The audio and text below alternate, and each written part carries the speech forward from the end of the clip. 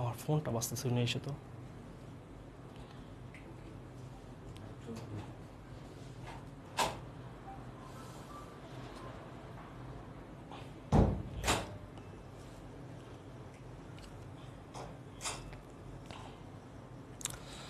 Hello everyone আসসালামু আলাইকুম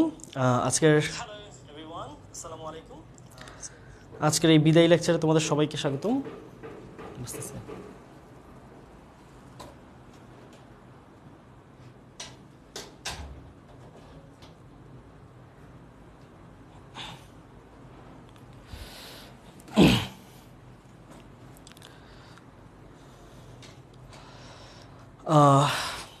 আজকে আমাদের এই কোর্সের ইংলিশের লাস্ট ক্লাসটি হতে যাচ্ছে।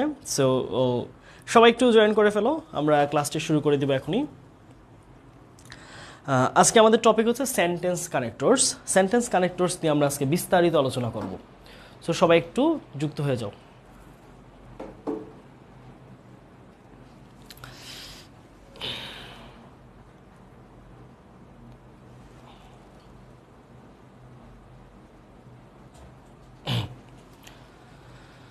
তোমাদের অনেকেরই একটা প্রশ্ন ছিল যে ভাইয়া সেন্টেন্স কানেক্টর আমরা বুঝি না, বা সেন্টেন্স কানেক্টর ব্যাপারটা আমাদের কাছে কঠিন লাগে। সো আজকে আমরা সেন্টেন্স কানেক্টরস নিয়ে বিস্তারিত আলোচনা করব।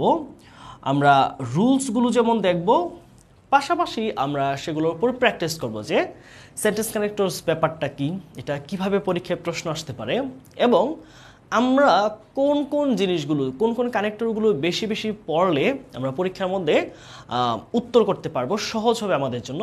এই টোটাল আলোচনা থাকবে আজকের ক্লাস জুড়ে। সো সবাই একটু দ্রুত জয়েন করে, এবং তোমার যে বন্ধুরা জয়েন করে তাদেরকে একটু জানাও।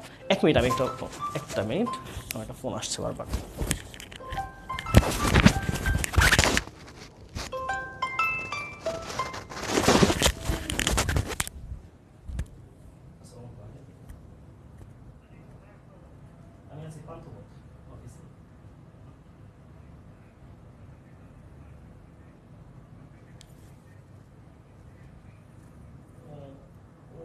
একটু শপিং বেরিয়েছে তো, আসতে সন্ধ্যা হবে।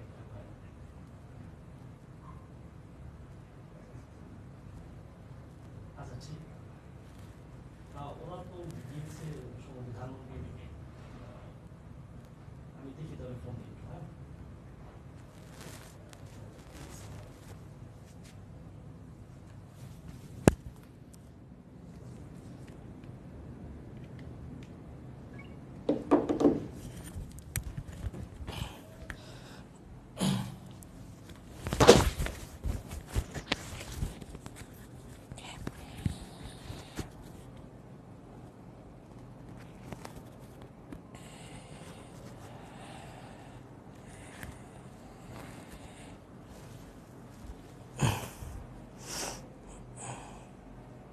আচ্ছা, চলো আমরা তাহলে শুরু করছি। হ্যাঁ ভাইয়া আজকে সাজেশনটা দিবেন? হ্যাঁ আজকে সাজেশন দিব।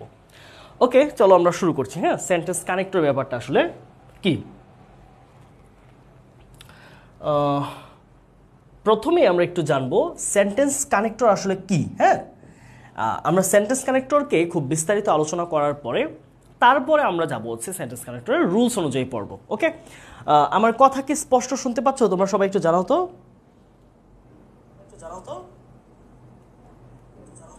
আচ্ছা, আজকে আমরা ক্লাসটা দ্রুত শেষ করব, করার পরে আমরা বেশ কিছু কথা বলবো, তোমাদের বিভিন্ন প্রশ্ন নিব আজকে, যেহেতু লাস্ট ক্লাস। তোমরা কোন কোন জায়গায় প্রবলেমে পড়ছো, তোমরা কোন ব্যাপারগুলো নিয়ে এখনও কনফিউশনে রয়েছো, বা সাজেশনের ব্যাপারগুলো কি হবে, আনসিন প্যাসেজ থেকে পড়বা, এই টোটাল বিষয় তোমাদের যত ধরনের প্রশ্ন আছে চেষ্টা করব শেষের 15-20 মিনিট আমি হচ্ছে তোমাদের কোয়েশ্চেনগুলো অ্যান্সার দিয়ে দেওয়ার জন্য। তোমরা যেন অন্য কোনো জায়গায় বারবার প্রশ্ন করতে না হয়, বিভিন্ন মানুষের কাছে যেতে না হয়।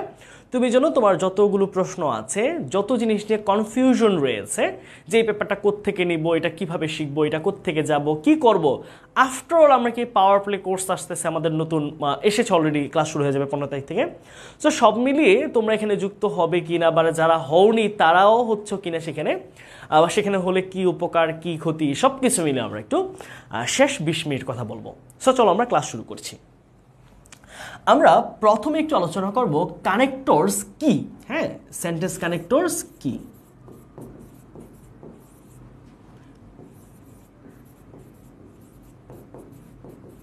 এই ব্যাপারটা আমরা আগে বুঝতে হবে যে সেন্টেন্স কানেক্টর জিনিসটা কি। আমি কনসেপ্টটা যদি না বুঝি তাহলে আমি যত ভালোভাবে পড়ি না কেন আমি এক্সাক্ট জিনিসটা শিখছি না। সেই জন্য আমাকে আগে কনসেপ্টটাতে গুরুত্ব দিতে হবে। খেয়াল করো, এই যে দুটো শব্দকে যদি আমরা ভাঙি, একটা হচ্ছে সেন্টেন্স আর একটা হচ্ছে কানেক্টরস। এই যে সেন্টেন্স মানে কি? বাক্য, রাইট? সেন্টেন্স শব্দ হতে কি পাচ্ছি আমরা? বাক্য। আর কানেক্টর শব্দটা হচ্ছে কানেকশন থেকে। কানেকশন মানে হচ্ছে সংযোগ, আর কানেক্টরস মানে হচ্ছে সংযোগকারী, যে সংযোগ করে একের সাথে অপরকে যুক্ত করে, মানে একটার সাথে লিঙ্ক আপ করে, লিঙ্কিং করে। তাহলে কানেক্টর মানে কি? সংযোজক। সংযোজক। খেয়াল করো, কানেক্টরস মানে কি পাচ্ছি আমরা?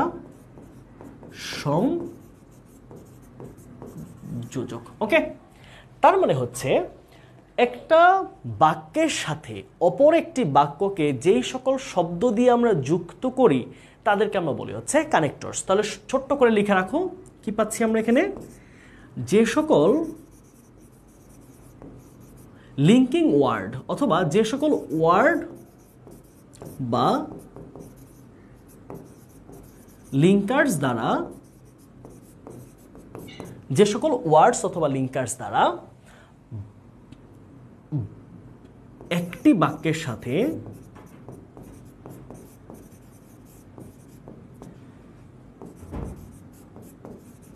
অপর আরেকটি বাক্যের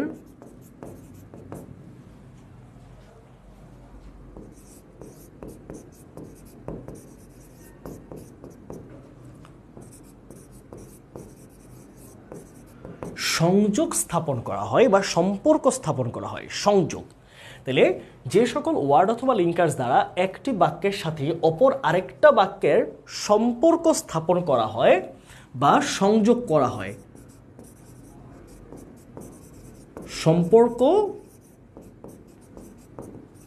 স্থাপন করা হয় বা সংযোগ করা হয়, ঠিক আছে? কি সংযোগ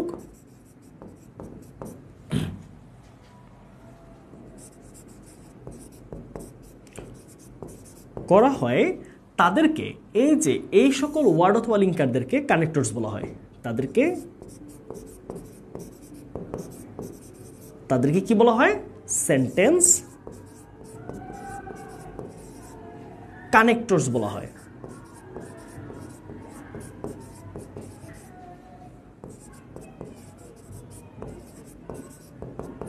তাহলে ব্যাপারটা ক্লিয়ার হলো? আচ্ছা, এই জিনিসটাকে আমরা আরেকটু সহজে বোঝার জন্য আমরা কিছু এক্সাম্পল দিই। চলো, তাহলে আমাদের কাছে ব্যাপারটা আরো একটু সহজ মনে হবে। যে আমি সংজ্ঞাটা পড়লাম, এটা একটা ব্যাখ্যা যদি দেখি, যেমন ধরো যদি আমি বলি যে একটা এক্সাম্পল দেখো, যে ধরো আমরা একটা মেয়ের নাম নিলাম, ধরো শিমু। হ্যাঁ, Shimu is a regular student.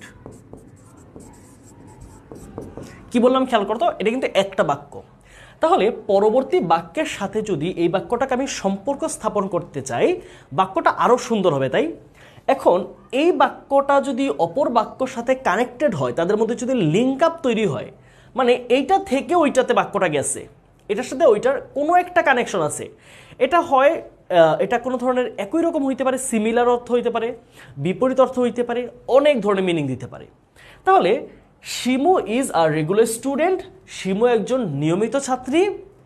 That is why, এই কারণে, এই যে দেখো আমি বাক্যটা কানেক্ট করতেছি, that is why,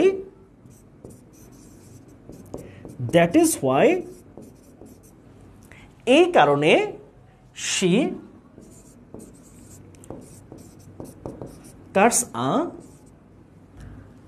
Katz an excellent figure in the exam.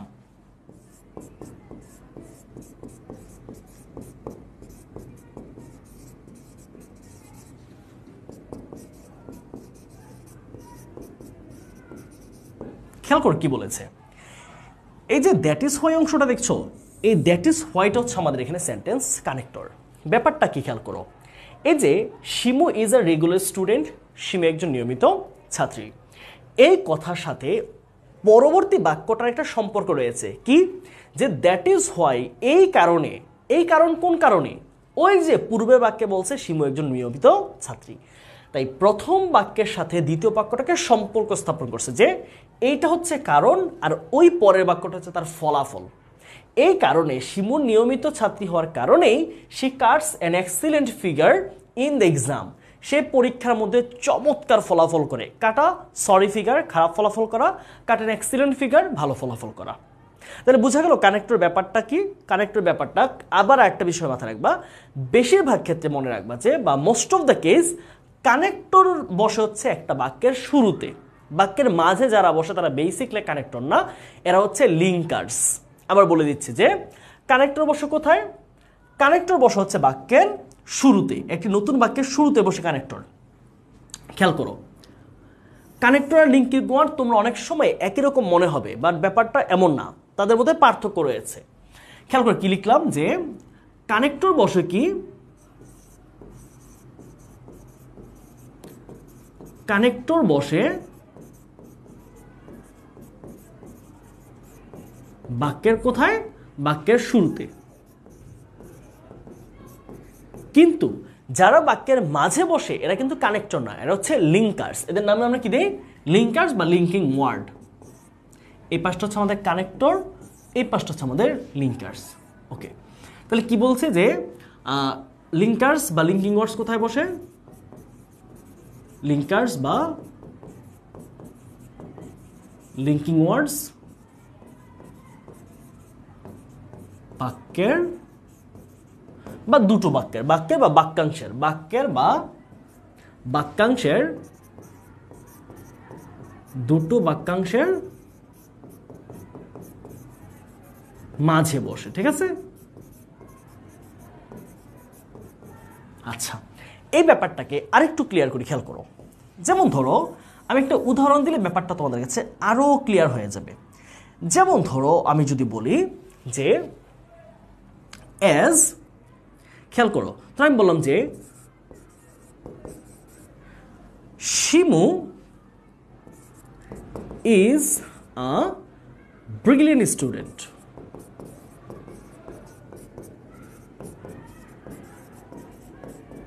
দেখো কি বললাম, Shimu is a brilliant student. এই বাক্যটার সাথে নতুন আরেকটা বাক্য যুক্ত করব কি দিয়ে? লিঙ্কার্স দিয়ে না, কানেক্টর দিয়ে। যখন আমি নতুন একটা পুরো বাক্যকে যুক্ত করছি এবং সেন্টেন্স কানেক্টর বসবে কোথায়? বাক্যের শুরুতে। তাহলে আমি কি বলতে পারি? Shimu is a brilliant student for this, for this মানে কি? এই জন্য she stands first in the exam. She stands first in the exam. সে পরীক্ষায় প্রথম হয়। ঠিক আছে? আচ্ছা, তাহলে এই যে এটা হচ্ছে আমাদের সেন্টেন্স কানেক্টর। কেন? এটা হচ্ছে বাক্যের শুরুতে বসেছে এবং সেটা পুরোপুরি নতুন বাক্যকে যুক্ত করেছে, এটা কোনো বাক্যের মাঝখানে বসে নাই। আচ্ছা, এখন দেখো আমরা যদি এই পাশে আসি, একটা উদাহরণ দেখো তো। যেমন ধরো আমি যদি বলি, তাহলে তোমার কাছে ব্যাপারটা অনেক ক্লিয়ার হয়ে যাবে যে কানেক্টর কি আর হচ্ছে লিঙ্কার কি। আমি যদি এখন বলি, যেমন ধরো যে Shimu is a regular student and she studies properly. তাহলে দেখো তো, এই যে এইটা কিন্তু পুরো একটা বাক্যের মাঝখানে দুইটা ক্লজ বা বাক্যাংশ। তাহলে এই বাক্যাংশ আর এই বাক্যাংশের মাঝখানে কি বসছে? মাঝখানে বসেছে আমাদের হচ্ছে এন্ড। তাহলে এন্ড যেহেতু নতুন বাক্যের শুরুতে বসে নাই অথবা বাক্যের শুরুতে বসে নাই, তাহলে সেটা কি? সেটা কোনো কানেক্টর না, এটা হচ্ছে একটা লিঙ্কিং ওয়ার্ড। তাহলে এটা হচ্ছে আমাদের একটা লিঙ্কার্স বা লিঙ্কিং ওয়ার্ড। আর এই যে ফর দিস, এটা হচ্ছে আমাদের এটা কি? কানেক্টর। তাহলে কানেক্টর আর লিঙ্কিং ভার্ব জিনিসটা কি ক্লিয়ার হয়েছে? একটু আমাকে জানাও তো যে কানেক্টর আর লিঙ্কিং ভার্ব এই ব্যাপারটা বা লিঙ্কিং ওয়ার্ড, এই দুইটা জিনিসের পার্থক্যটা বুঝতে পেরেছো কিনা?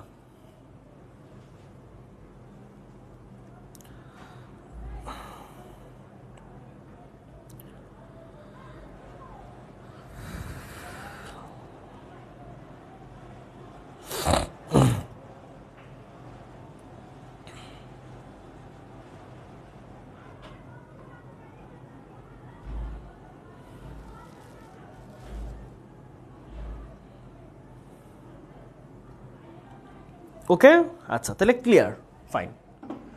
তাহলে আমরা চলো একটু দেখি, আমরা ইম্পর্টেন্ট যে কানেক্টরগুলো আমাদের পরীক্ষায় আসে সেগুলো আমরা একটু নিয়ম আকারে দেখে নিই। চলো আমরা এখন প্রতিটা কানেক্টর সম্পর্কে আমরা একটু জানবো যে কোন কোন কানেক্টর আমাদের পরীক্ষার মধ্যে আসে, এটার অর্থ কি দাঁড়ায়, এই সব কিছু নিয়ে আমরা আলোচনা করব।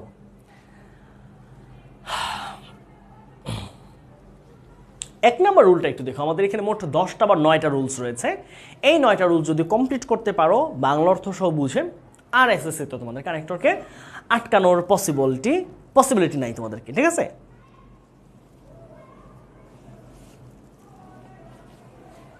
চলো কি বলেছি খেয়াল করো। প্রথমটা আমরা কি নিয়ে আলোচনা করব, দেখো কোনো বর্ণনার ধারাবাহিকতা বা ঘটনাক্রম বুঝাতে, ধারাবাহিকতা বা ঘটনাক্রম।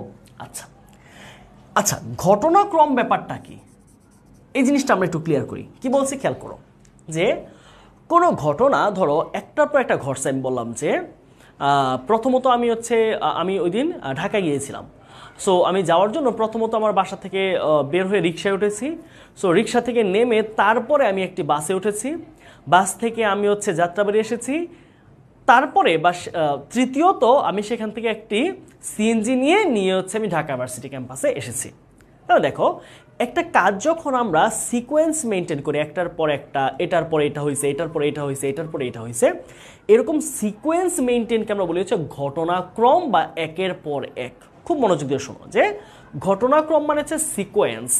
একটা কাজ তুমি ধরো পুরো সারাদিন কীভাবে কী করছো, কোন কাজের পরে কোন কাজ করছো, এই যে সিকোয়েন্সটা, আমি এটা করছি, তারপরে এটা করছি, তারপরে এটা করছি, এরপরে এটা করছি, তারপরে এটা করছি, প্রথমত এটা করছি, শেষে এটা করছি, দ্বিতীয়ত এটা করছি, এরকম যদি হয় যে সিকোয়েন্স কাজের বোঝায়, যে প্রথমত, দ্বিতীয়ত, তৃতীয়ত, চতুর্থত, অবশেষে, পরিশেষে, সবশেষে, অথবা এটা করেছি, তারপরে এটা করেছি, তারপর এটা করেছি, এরকম যদি কোনো কাজের সিকোয়েন্স আসে আমাদের, মানে পর্যায়ক্রম আসে, ঘটনাক্রম আসে, তাহলে আমরা কি ইউজ করব? প্রথমত বোঝাতে অ্যাট ফার্স্ট, অথবা ফার্স্টলি, অথবা in the first place, at the beginning. খেয়াল করো কতগুলো বলা যায়। এবং মাথায় রাখতে হবে কানেক্টর কিন্তু তুমি যে উত্তরটা দিচ্ছ, তোমার বন্ধু যদি ডিফারেন্ট উত্তর দেয়, কিন্তু সে যদি এগুলোর মাঝখানে দেয় অর্থ ঠিক রেখে, তাহলে মানে তোমারটা কিন্তু ভুল যাচ্ছে না। এখন ধরো ন্যারেশন কিন্তু ব্যাপারটা এরকম, অথবা তোমরা ধরো রাইট ফর্ম অফ ভার্ব, অথবা ট্যাগ কোয়েশ্চেন। ট্যাগ কোয়েশ্চেনের একটাই উত্তর, এটাই স্পেসিফিক একটা উত্তর। ভয়েস চেঞ্জের একটাই উত্তর হবে, কয়েকটা উত্তর সঠিক হবে না। কিন্তু ধরো এখানে ফাহিম উত্তর দিল কি অ্যাট ফার্স্ট, আর আকাশ উত্তর দিল firstly, both are right answer. So এইটা একটু মাথায় রাখতে হবে যে in our connectors there can be various different answers, এবং তুমি যদি অর্থ ঠিক রাখতে পারো তাহলে অল আর রাইট। ওকে, আচ্ছা চলো তাহলে আমরা একটু ব্যাপারটাকে ক্লিয়ার করি। তাহলে আমরা প্রথমত বলতে কয়টা বলতে পারি দেখো তো, এই যে এইটা আমাদের প্রথমত, এইটাও প্রথমত, ইন দ্য ফার্স্ট প্লেস, প্রথম দিকে, তাহলে এইটাও আমাদের প্রথমত বোঝায়। অ্যাট দ্য বিগিনিং মানে শুরুর দিকে। তাহলে শুরুর দিকে কথাগুলো বলতে আমি সবুজ কালি দিয়ে লিখলাম। তাহলে এরপরে যদি 3টা 4টা কাজ আসে তাহলে কেউ বলবা সেকেন্ডলি, থার্ডলি, ফোর্থলি, এবং যদি সবগুলো কাজের শেষে একটা বলে যে সবার শেষে আমরা এই কাজটা করেছিলাম, তাহলে ওইটাকে আমরা বলবো ফাইনালি। কি বলবো? সবার শেষেরটা আমরা কি বলতে পারি? ফাইনালি। সো মাথায় রাখতে হবে এই ব্যাপারটা। ফাইনালি বলতে পারো, অ্যাট লাস্ট বলতে পারো, লাস্টলি বলতে পারো, ইন দ্য এন্ড বলতে পারো, অথবা টু কনক্লুড বলতে পারো, মানে অবশেষে বা উপসংহারে। এরপরে তুমি নেক্সট বলতে পারো যে এটার পর এটা করেছিলাম। আফটার দ্যাট বলতে পারো এরপর। আফটার দ্যাট অর্থ কি? এর পর। দেন, তারপর। ঠিক আছে? আচ্ছা, তাহলে টোটাল ব্যাপারটা মনে রাখবা যে যখন তুমি ঘটনাক্রম বুঝাচ্ছ যে এটার পরে এটা করেছি, এটার পরে এটা করেছি, শুরুতে এটা করেছি, শেষে এটা করেছি, এইরকম ঘটনাগুলো যখন বলবা তখন তুমি এই টার্মগুলো ইউজ করবা। তবে বুঝে করতে হবে, শুরুর দিকে বুঝাইলে কিন্তু তুমি আবার টু কনক্লুড দিয়ে দিও না। খেয়াল করো, এই যে টু কনক্লুড মানে কি? উপসংহারে। উপসংহার কি? শেষে, তাই না? তারপর এট দ্য এন্ড, শেষে। ইন দ্য এন্ড, শেষে। তাহলে এইগুলো আমরা কি ইউজ করব? শেষের দিকে। ওকে, আচ্ছা, এই পর্যন্ত আমরা ইউজ করবো শেষের দিকে। আচ্ছা, ধরো আমরা একটু উদাহরণটা একটু পড়ি। If you want to do well in the examination, খুব ভালোভাবে বুঝো কি বলছে। If you want to do, যদি তুমি করতে চাও কি ওয়েল ভালো করতে চাও, ইন দ্য এক্সামিনেশন তুমি যদি পরীক্ষায় ভালো করতে চাও, you have to do certain things, তোমাকে কিছু স্পেসিফিক বা নির্দিষ্ট কাজ করতে হবে পরীক্ষায় ভালো করতে হলে। at first দেখো প্রথমেই দেখো এখন বলছে না যে তোমাকে কিছু কাজ করতে হবে certain things, এখন এই কাজগুলো কি সবার আগে কোনটা করব, সবার আগে, তাহলে at first মানে কি সবার আগে, at first শব্দ হচ্ছে কি সবার আগে বা সবকিছুর আগে, সবকিছুর আগে you have to read attentively, সবার আগে একদম শুরুতেই তোমাকে খুব মনোযোগীভাবে পড়তে হবে। সেকেন্ডলি দ্বিতীয়ত বলছি না যদি এরকম ধারাবাহিক আসে একের পরে দুই, দুইয়ের পরে তিন এরকম, তাহলে সেকেন্ডলি দ্বিতীয়ত you have to memorise some important answers to question, তারপরে মানে দ্বিতীয়ত তোমাকে কিছু প্রশ্নের উত্তর মুখস্থ করতে হবে। থার্ডলি তৃতীয়ত you have to write them after memorising, এবং তৃতীয়ত তোমাকে কি করতে হবে সেগুলোকে মুখস্থ করার পরে লিখতে হবে খাতায়। এবং ফাইনালি এবং পরিশেষে দেখো সবার শেষেরটা আমরা কি বলবো finally, at last, lastly, in the ending, to conclude. তাহলে finally you have to revise them frequently, frequently মানে হচ্ছে বারবার, এবং অবশেষে তোমাকে ওইটাকে বারবার কি করতে হবে রিভিশন দিতে হবে। বোঝা গেল ব্যাপারটা? দেখো তো তোমরা এই এই এই সিকোয়েন্সের ব্যাপারটা ক্লিয়ার হয়েছে কিনা? তোমরা কিন্তু পড়াশোনা বাদে বাকি সকল ব্যাপারের কথা বলছো, এই ব্যাপারটা কিন্তু খুবই নেগেটিভ, এই কাজটা খুবই নেগেটিভ, পড়াশোনা বাদে বাকি সব বিষয়ের কথা বলা।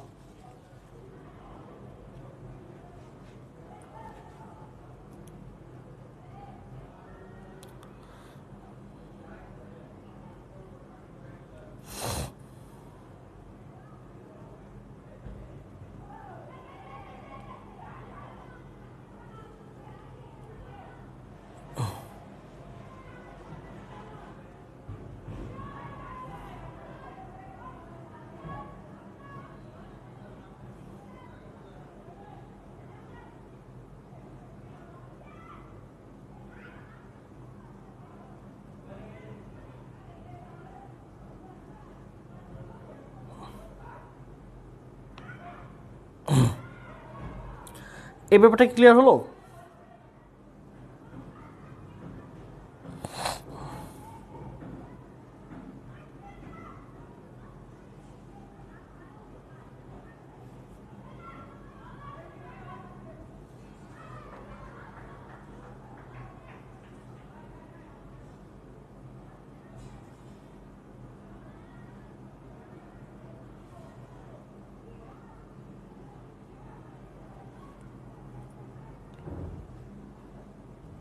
ওকে, ক্লিয়ার না? ফাইন, চলো আমরা তাহলে তারপরটা যাচ্ছি।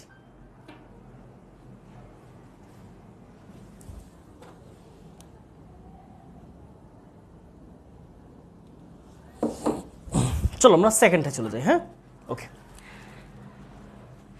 আসো 2 নম্বর রুলটা আমরা একটু দেখি। 2 নম্বর রুলসে কি বলেছে খেয়াল করো, যে সাদৃশ্য বা মিল বোঝাতে, সাদৃশ্য বা মিল, সাদৃশ্য মানে কি একই রকম ব্যাপার, বোঝা গেছে? মানে ধর বললাম যে ফাহিম খুব ভালোভাবে পড়াশোনা করে, একইভাবে তার ভাইও খুব ভালোভাবে পড়াশোনা করে, এটা হচ্ছে সাদৃশ্য, মিল, একই রকম। আবার বললাম যে কি বলা যায়, ধরো যে পৃথিবীতে মানুষ বেঁচে থাকার জন্য খাদ্য খুবই গুরুত্বপূর্ণ, একই সাথে বা একইভাবে পানীয় গুরুত্বপূর্ণ। তার মানে দুইটা জিনিস যদি একই টাইপের হয়, একই রকম হয়, একই দিকে হয়, তাহলে আমরা ইউজ করব কি সে জায়গায় দেখো similarly, in the same way, in the same manner, তিনটাই ইউজ করবা। এই তিনটা যে কোনোটা ইউজ করলেই সঠিক উত্তর। কি কি যদি একই টাইপের কথা হয়, একই জিনিস হয়, একই দিকে হয়, কি বলছি যে similarly, in the same way, in the same manner. খুব ভালোভাবে বুঝে রাখো যে সিমিলারলি অথবা ইন দ্য সেম ওয়ে অথবা ইন দ্য সেম ম্যানার কখন, যখন দুটো কাজের মধ্যে বা দুটো কথার মধ্যে একই রকম বুঝাবে জিনিসটা। যেমন ধরো আমি যদি বলি যে food is very important for human being.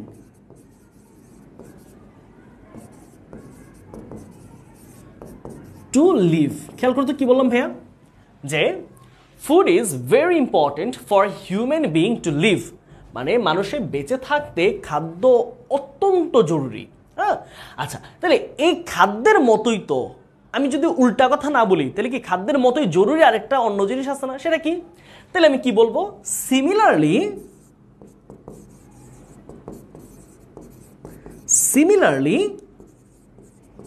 water is also important. Similarly, water is also important for human being.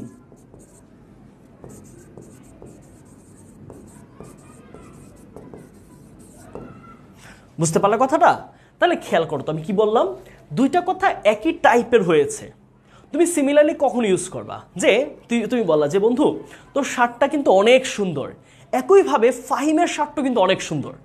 তাহলে দুইটা জিনিসকে একই ব্যাপার তুমি বললা।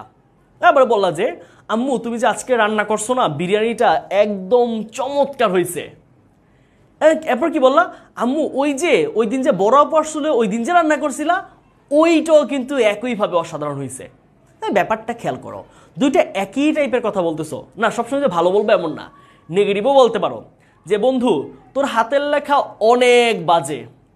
একইভাবে যে ফাহিমের লেখাও মাশাআল্লাহ অনেক বাজে। তার মানে দুইটা কথা যখন একই টাইপের হবে তখন আমরা ইউজ করব কি? Similarly, in the same way, in the same manner. Okay, বোঝা গেছে এই ব্যাপারটা? তাহলে সিমিলারলি বুঝলা তোমরা? ধরো ভাই আরেকটা এক্সাম্পল দেই। ধরো কি বললাম যে Fahim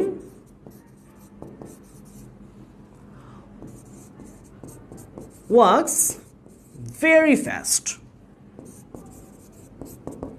Fahim walks very fast. Fahim খুব দ্রুত হাঁটে। Similarly, but in the same way,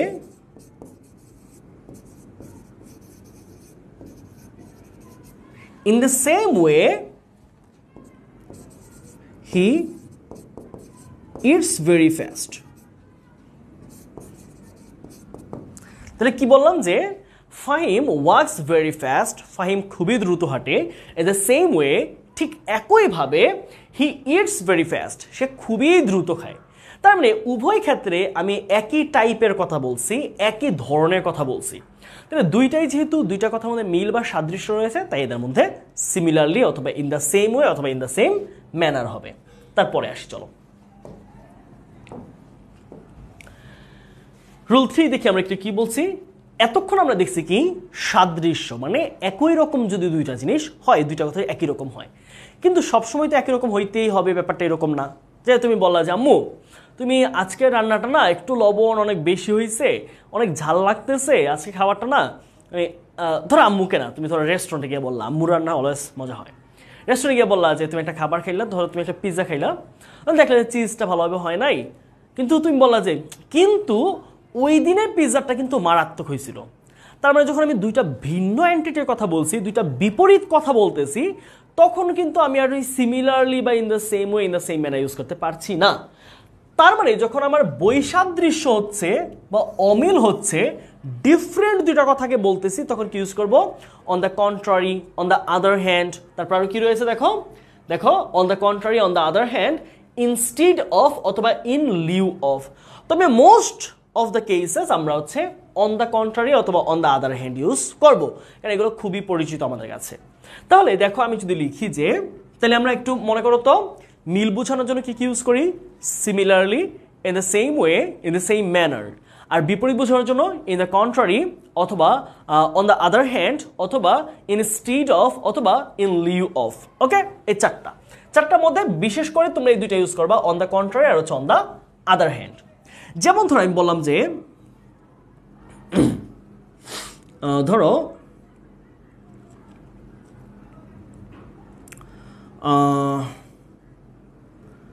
the boys of this class are very tall. The boys of this class are very tall. এই ক্লাসের ছেলেরা অনেক বড়, মানে লম্বা লম্বা ছেলে, হয় না? কিছু ব্যাচ আছে ওরা অনেক লম্বা হয়। তাহলে the boys of this class are very tall. ক্লাসের ছেলেরা অনেক লম্বা। বিপরীত দিকে ক্লাসের মেয়েরা অনেক ছোট, ওকে, বা খাটো। তাহলে কি বলতে পারি যে, না এটা দ্য বয়েজ বলবো না, সাম বয়েজ বলি, হ্যাঁ, তাহলে কথাটা সুন্দর লাগে যে some boys. Some boys of this class are very tall. এই ক্লাসের কিছু কিছু ছেলেরা অনেক লম্বা। বিপরীত দিকে বা অপর দিকে, অন্য দিকে, অপর দিকে মানে on the contrary, on the other hand, some are, তুমি সাম আরও লিখতে পারো অথবা সাম বয়েজ আরও দিতে পারো। সাম আর ভেরি শর্ট। কি দাঁড়ালো দেখো তো। তাহলে ভাইয়া কি বললাম যে আমরা প্রথম বাক্যটিতে পেলাম সেটা কি, যে কিছু ছেলেরা অনেক লম্বা, আর দ্বিতীয়বার বলছে তার উল্টোটা, আর অন্যান্য ছেলেরা অনেক খাটো। তাহলে দুইটা ভিন্ন কথা যখন আমরা একসাথে অ্যাডজাস্ট করব তখন ভিন্ন ভিন্ন কথা ক্ষেত্রে কি ইউজ করতে পারি আমরা, on the other hand, on the contrary, instead of, in lieu of. বুঝে গেল?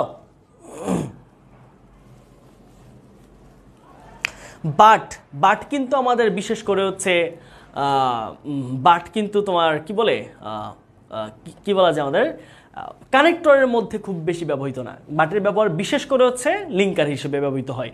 তারপর বাটের ব্যবহার আমাদের আসবে। চলো, তুমি এই যে অন দ্য কন্ট্রারি জায়গায় কিন্তু অনেক সময় বাট ইউজ করতে পারো চাইলে, হ্যাঁ ভাই এটাকে অ্যাড করে দিচ্ছি। অন দ্য কন্ট্রারি জায়গায় চাইলে কি ইউজ করতে পারো, বাট দিতে পারো, বাট অর্থটা দেয়, হ্যাঁ। কিন্তু যে কিছু ছেলেরা খুবই লম্বা কিন্তু অন্যরা খুবই খাটো, ঠিক আছে, এই জায়গাটা বাট চাইলে ইউজ করতে পারো। ওকে, চলো আমরা তার পরেরটা একটু যাই।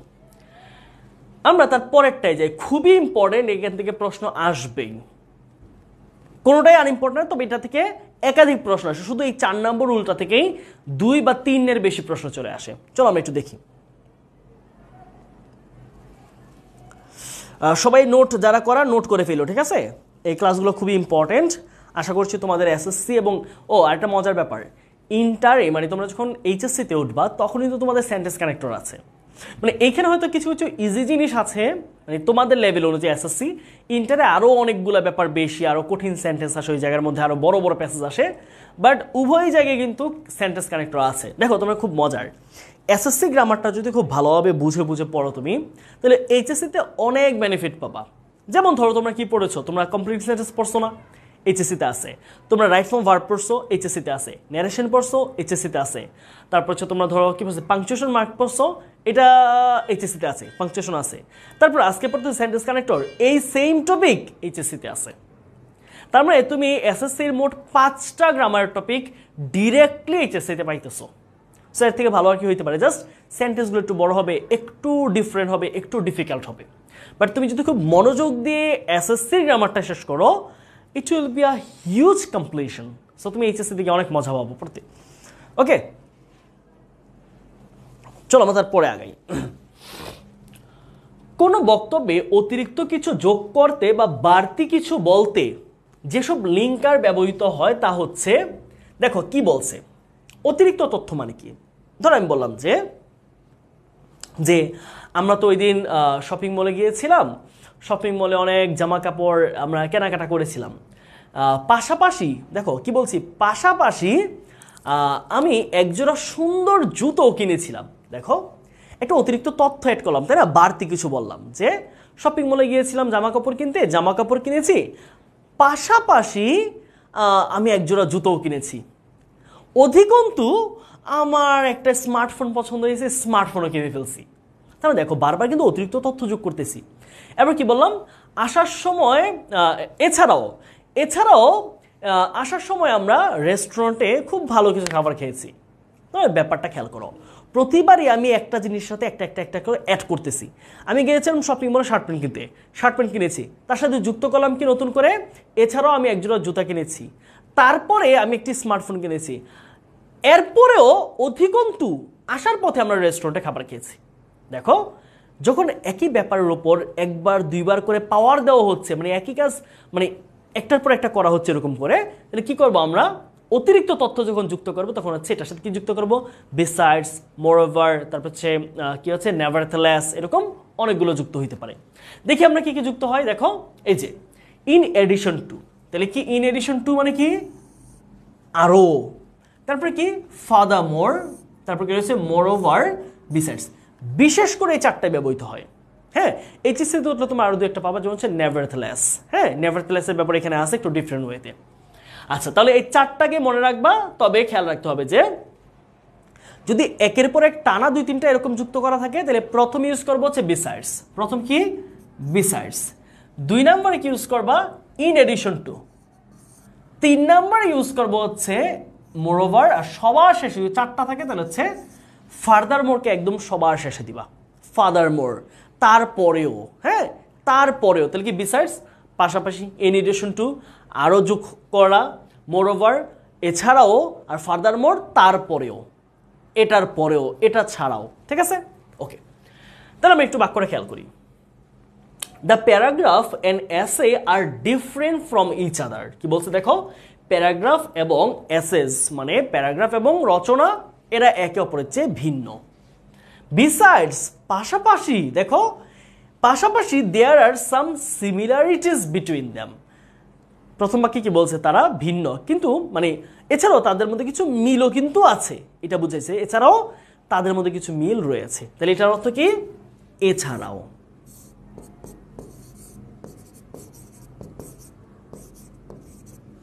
আচ্ছা, এখন প্রশ্ন যে ভাইয়া আপনি তো বললেন যে যখন এই যে ডিফারেন্ট বললো, এরপরে সিমিলারিটিস বললো, কথা দুইটা ডিফারেন্ট, তাহলে আমরা কি এখানে চাই অন দ্য কন্ট্রারি ব্যবহার করতে পারি না? এক্স্যাক্টলি, তুমি চাইলে এখানে অন দ্য আদার হ্যান্ড উত্তরটাও সঠিক হবে। কেউ যদি এই জায়গায় লিখে যে the paragraph and essays are different from each other, paragraph এবং এসে তারা একে অপরের চেয়ে পুরোপুরি ভিন্ন। বিপরীত দিকে দেয়ার আর সাম সিমিলারিটিস বিটুইন দেম, তাদের মধ্যে কিছু মিলও আছে, তাহলে কথাটা কিন্তু ডিফারেন্ট হচ্ছে। তার মানে এখানে যদি কেউ অন দ্য আদার হ্যান্ড অথবা অন দ্য কন্ট্রারি দেয়, দ্যাট ইজ অলসো কারেক্ট। এবং তুমি সেই জায়গায় যদি অর্থের উপর নির্ভর করে এইভাবে দাও যে এছাড়াও এদের মধ্যে কিছু মিল রয়েছে, প্যারাগ্রাফ রচনা এরা ভিন্ন, এছাড়াও এদের মধ্যে কিছু মিলও রয়েছে। তার মানে টোটাল ব্যাপারটা নির্ভর করছে তুমি বাংলা অর্থটা কেমনভাবে দাঁড় করানোর চেষ্টা করতেছো।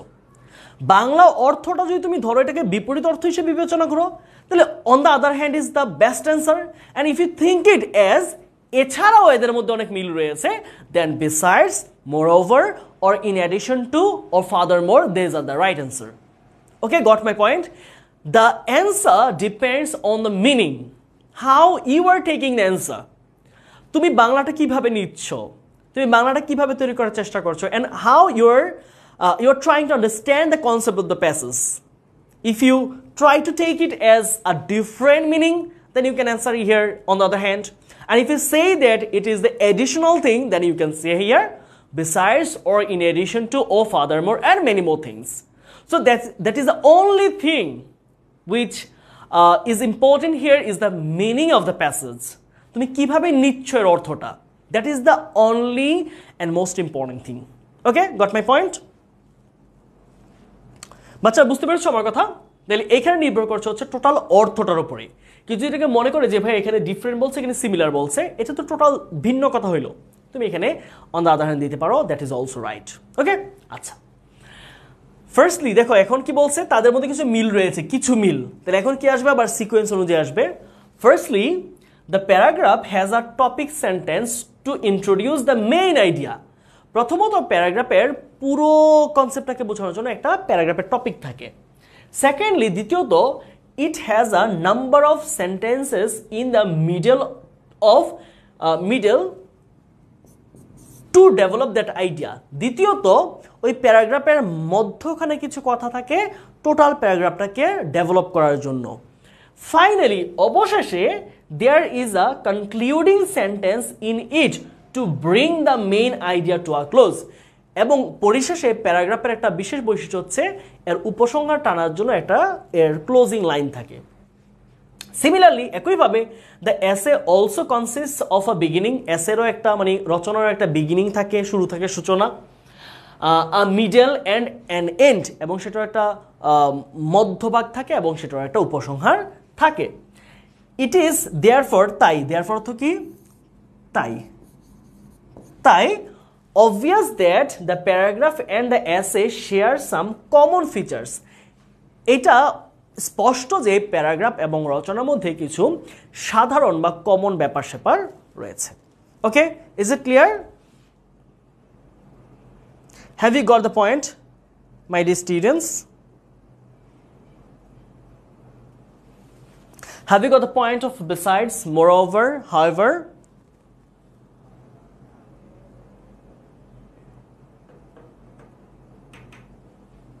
এই ব্যাপারটা ক্লিয়ার হইলো?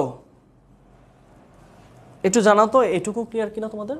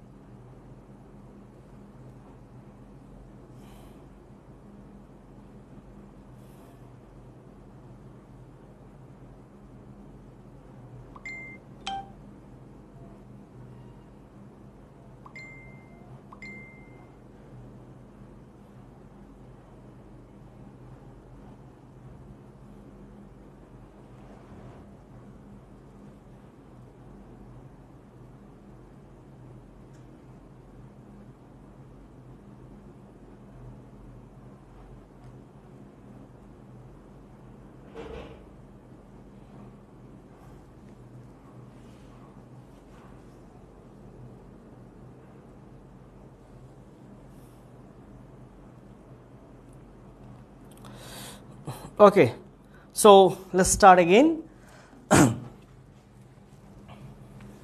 So move to the next one, rule number 5. Okay, যা স্বাভাবিক হওয়া উচিত তা না বুঝিয়ে যদি অন্য কিছুকে বুঝায়, খেয়াল করো, যেটা স্বাভাবিক বা হওয়া উচিত, দেখো এখানে বাটের ব্যবহারটা দিয়েছি, সো আমরা ওইখান থেকে বাটের ব্যবহারটা কেটে দিতে পারি, ঠিক আছে? এই জায়গায় বাটটা আমরা ইউজ না করি আপাতত। দেখো কি বলেছে, খুব ভালো একটা ব্যবহার, খুবই ইম্পর্টেন্ট। আচ্ছা, কি বলছে দেখো, যেই জিনিসটা স্বাভাবিকভাবে হওয়া উচিত সেইটা না হয়ে যদি উল্টোটা হয়, তাহলে আমি কি কি ব্যবহার করব সে জায়গায়? দো, যদিও,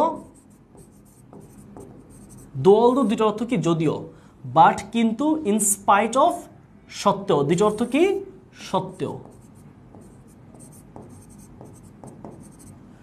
সত্ত্বেও, আর নেভারথলেস, তবুও, উল্টা কথা। আচ্ছা, ব্যাপারটা কেমন একটু বুঝাই। আমি বললাম যে শিফা খুবই মেধাবী ছাত্রী কিন্তু নিয়মিত পড়ে না। দেখো ব্যাপারটা কিরকম, যে যদিও শিফা খুব মেধাবী ছাত্রী কিন্তু সে পরীক্ষায় খারাপ রেজাল্ট করে, তাহলে স্বাভাবিক কি হওয়া উচিত ছিল? যে মেধাবী সে পরীক্ষায় ভালো করবে ফলাফল। এখন যে মেধাবী সে যদি পরীক্ষায় খারাপ ফলাফল করে, এটা কি স্বাভাবিক হইল? না, তার মানে এটা অস্বাভাবিক একটা ব্যাপার। আবার ধরো বললাম যে ওই ছেলেটা অনেক মোটা তারপরে সে জাঙ্ক ফুড খাচ্ছে। দেখো যদিও সে অনেক মোটা, তাহলে জাঙ্ক ফুড খাওয়াটা তার উচিত না, কিন্তু সে জাঙ্ক ফুড খায়। তাহলে এই যে ভিন্ন দুইটা কথা, এটাকে আমরা কি দিয়ে বুঝাবো? দো অথবা অলদো, ইনস্পাইট অফ, ডেসপাইট, নেভারথলেস অথবা বাট। তাহলে কি কি পাচ্ছি আমরা এই জায়গার মধ্যে? স্বাভাবিক যেটা হওয়া উচিত, ধরো আমি বললাম কি, বললাম যে সে অনেক ধনী কিন্তু কৃপণ, কিন্তু কৃপণ মানে তার অনেক টাকা পয়সা আছে, তার প্রচুর টাকা পয়সা, তার টাকার শেষ নাই, তার কোনো কিছুর অভাব নাই, কিন্তু সে তার পরিবারের জন্য, ধরো তার ছেলে মেয়ের কিছু জামা কাপড় লাগবে, সে গিয়ে হচ্ছে খারাপ জিনিসগুলো কিনে আনে। ব্যাপারটা হচ্ছে এরকম হয়, অথবা টাকা খরচ করতে চায় না। তাহলে ব্যাপারটা উল্টা হয়ে গেল না? যার কাছে টাকা আছে সে তো একটু স্বাচ্ছন্দ্যে থাকতে চাইবে, তাই না? সে যদি কার্পণ্য করে তাহলে ব্যাপারটা উল্টা হয়ে গেল। আবার বললাম যে সে খুবই নিয়মিত ছাত্রী কিন্তু পরীক্ষার মধ্যে ডাব্বা মারে। তাহলে যে নিয়মিত ছাত্রী সে তো ডাব্বা মারার কথা না, কিন্তু সে ডাব্বা মারতেছে। তাহলে এই যে ভিন্ন কথাগুলোকে আমরা কানেক্ট করি, দুইটা যেটা স্বাভাবিক না, অস্বাভাবিক ঘটনা, তখন আমরা কি ইউজ করব? অলদো অথবা দো অথবা ইন স্পাইট অফ অথবা ডেসপাইট, খেয়াল রাখতে হবে ডেসপাইটের পরে কিন্তু অফ হবে না, কিন্তু ইন স্পাইট অফ এর পরে কিন্তু এটা অফ হবে। তবে এটাতে আমরা অফ দিব, এটা তো অফ দিব না। আর কি আছে আমাদের নেভারথলেস, উচ্চারণটা নেভারথলেস, নেভারথলেস। ওকে, আচ্ছা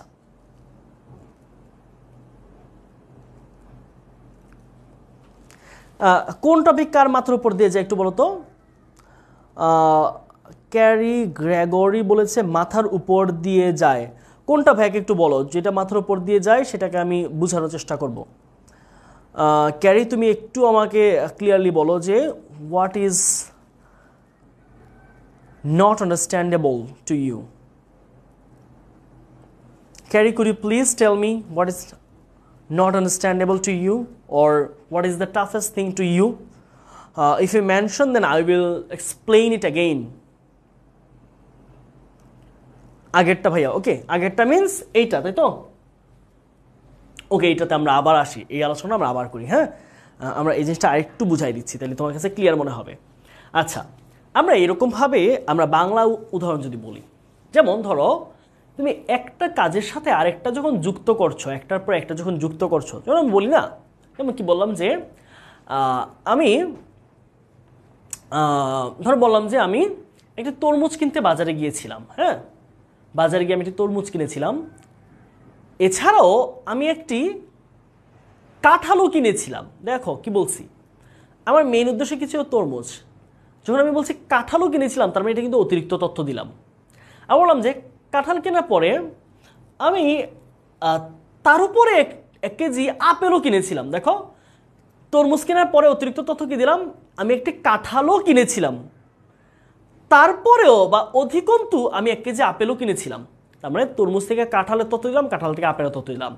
যখন অতিরিক্ত তথ্য দিচ্ছি আমি বারবার, তখন আমি কি ইউজ করব? বিসাইডস, ইন অ্যাডিশন টু, অথবা কি আছে আমাদের মোরওভার, এই ব্যাপারগুলো ইউজ করব। যেমন ধরো আমি কি লিখছে বাক্যটা খেয়াল করো। এই বাক্যটা ধরো উদাহরণ ভাইয়া আরও একটু ডিফারেন্টভাবে দিই, তাহলে বুঝতে পারবা। ধরো আমি একটা সেন্টেন্স লিখি, হ্যাঁ, তাহলে তোমার কাছে জিনিসটা আরও সহজ মনে হবে। যেমন আমি লিখলাম কি, ধরো শিমুল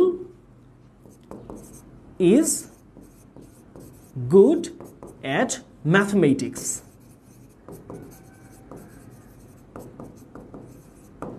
শিমুল গণিতে খুবই পারদর্শী। এখন সে একটা বিষয় পারদর্শী হলে ফাইন, কথা শেষ। আমি বললাম পাশাপাশি সে ইংলিশও বেশ দক্ষ, তাহলে এটা অতিরিক্ত তথ্য হইল না? একটা কাজের উপর আরেকটা কাজ হইল না? তাহলে কি করবো তখন? Besides, besides, besides he speaks English well. ধরে সেই স্পিকিং ইংলিশ ব্যাপারটা তার খুব ইজিলি আসে। হি স্পিক্স ইংলিশ ওয়েল, তাহলে তার দুইটা কোয়ালিটি বললাম। এখন আরেকটা নতুন বাক্যে যদি আরেকটা তথ্য দিই তার সম্পর্কে, তখন কি করব আমি? তখন আবার বিসাইডস ইউজ না করে কি করব? In addition two. কি ইউজ করব? ইন অ্যাডিশন টু অথবা মোর ওভার। তুমি চাইলে এখানে ইন অ্যাডিশন টু দিতে পারো,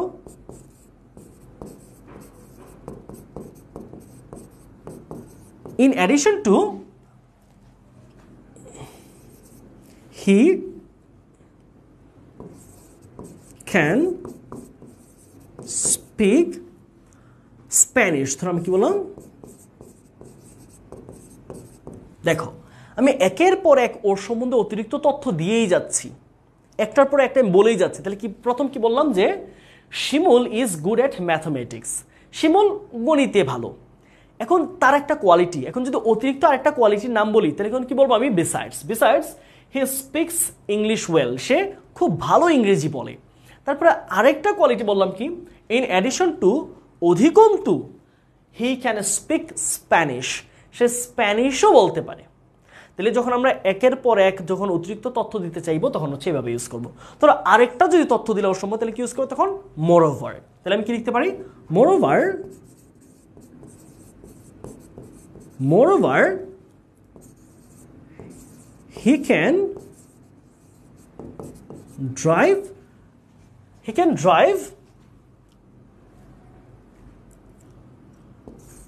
car অধিকন্তু সে গাড়িও চালাতে পারে। মানে একের পর এক কিন্তু আমরা কি করছি, আমরা শিমুলের কোয়ালিটি বলেই যাচ্ছি। তাহলে এরকম যদি একের পর এক যদি কারোর সম্বন্ধে বলা হয়, কোনো কাজও হতে পারে সেটা কি হবে, বিসাইডস, তারপরে ইন এডিশন টু, তারপর হচ্ছে মোর ওভার, এভাবে চেঞ্জ করা যাবে। তবে এক কথা তো মানে দুইটা তিনটার বেশি তো এক সম্পর্ক মানে একটা ব্যাপার সম্পর্কে কথা বলে না। সো এইটা হচ্ছে ব্যাপার। এখন কি বোঝা গেছে? দেখো তো একটু তোমার মাথার উপর দিয়ে ব্যাপার যেটা গিয়েছিল সহজ হয়েছে কিনা।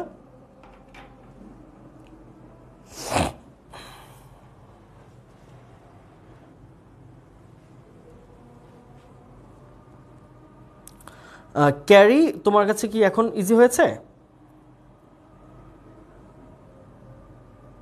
আচ্ছা, জি ভাইয়া, ওকে ফাইন। আচ্ছা, আমার এখানে আজান দিচ্ছে, আজানটা শেষ হোক। হ্যাঁ, আজানটা শেষ হলে আমরা আবার শুরু করছি।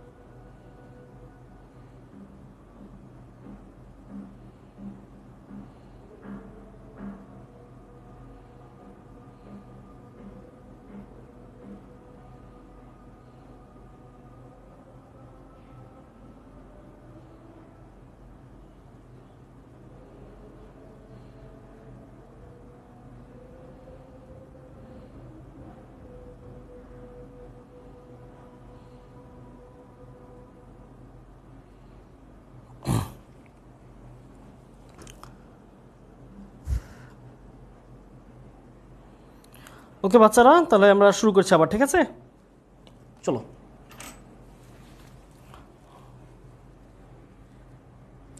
আচ্ছা, আমরা এখানে ছিলাম। হ্যাঁ, দোল দোয়ের ব্যাপারগুলো, যেমন এখানে একটু বাংলা অর্থটা খেয়াল করো। Rohan worked very hard, Rohan খুব কঠোরভাবে পরিশ্রম করেছে। নেভারথলেস, তবুও, দেখো যে কঠোর পরিশ্রম করেছে তার ভালো করা উচিত, সফল হওয়া উচিত, তার বেশি উপার্জন করা উচিত। Nevertheless he could not prosper in life, সে কঠোর পরিশ্রম করেছে দেখো, কিন্তু তবুও, এই নেভারথলেস মানে কি, তবুও, বিপরীত কথা বললো দুইটা। তাহলে যে কঠোর পরিশ্রম করে সে স্বাভাবিকভাবে সফল হতো বা হওয়ার কথা ছিল, কিন্তু এইখানে কথাটা ঘটেছে উল্টো। সে কঠোর পরিশ্রম করেছে কিন্তু সে জীবনে সফল হতে পারেনি। হি could not prosper in life. তাহলে দুইটা ভিন্ন কথা হইল। কিন্তু দ্বিতীয় উদাহরণটা খেয়াল করো।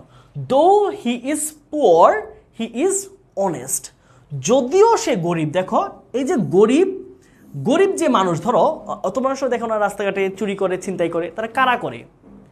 যে বেশিরভাগ ক্ষেত্রে তার হয়তো অর্থ অভাবে আছে, সে হয়তো বা খাবার পাচ্ছে না, তার বেসিক নিডস যেগুলো আছে সেগুলো পূরণ করতে পারছে না, সেজন্য সে অসৎ উপায় অবলম্বন করেছে, ফোন চুরি করা, হাইজ্যাক করা, ছিনতাই করা, এই ধরনের। তাহলে এই যে, কিন্তু এখানে বলছে উল্টা কথা, যদিও সে গরিব হওয়া সত্ত্বেও সে এরকম অসৎ কাজ করছে না, সে সৎ। তাহলে দুইটা ভিন্ন কথা হইছে, দুইটা মানে যেটা স্বাভাবিকলি হওয়ার কথা সেটা হচ্ছে না, সেটা না হয় বরং উল্টোটা হচ্ছে। এক্ষেত্রে কি ইউজ করবো আমরা? Though, although, but, in spite of, despite, অথবা কি রয়েছে আমাদের? নেভারথেলেস। ওকে, তারপর আমাদের কি রয়েছে? কোনো বর্ণনায় উদাহরণ দিতে, এটা আমরা সবাই জানি, ব্যবহার করেছি। সাধারণত যেসব লিঙ্কার ব্যবহৃত হয় সেগুলো কি কি? উদাহরণস্বরূপ আমরা বলি না, ফর এক্সাম্পল, ফর ইনস্ট্যান্স, তারপর কি সাচ এজ। ঠিক আছে, আমরা একটু দেখি। For example, for instance, such age, অথবা অ্যাজ ফর এক্সাম্পল। এই চারটা মোটামুটি, এগুলো যদিও একটু ইরেগুলার, তোমরা ইউজ করতে পারো ফর এক্সাম্পল অথবা সাচ এজ। এই দুইটা খুব সহজ। কি কি? ফর এক্সাম্পল অথবা সাচ এজ।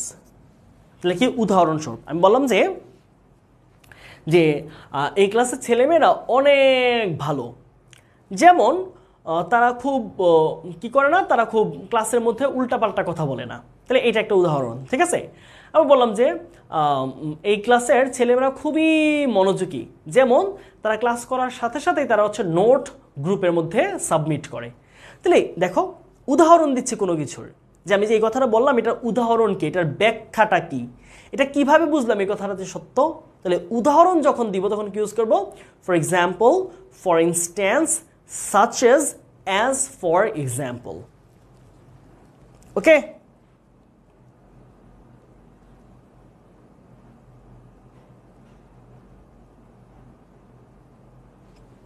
আচ্ছা, তাহলে আমি একটু এক্সাম্পলটা দেখি।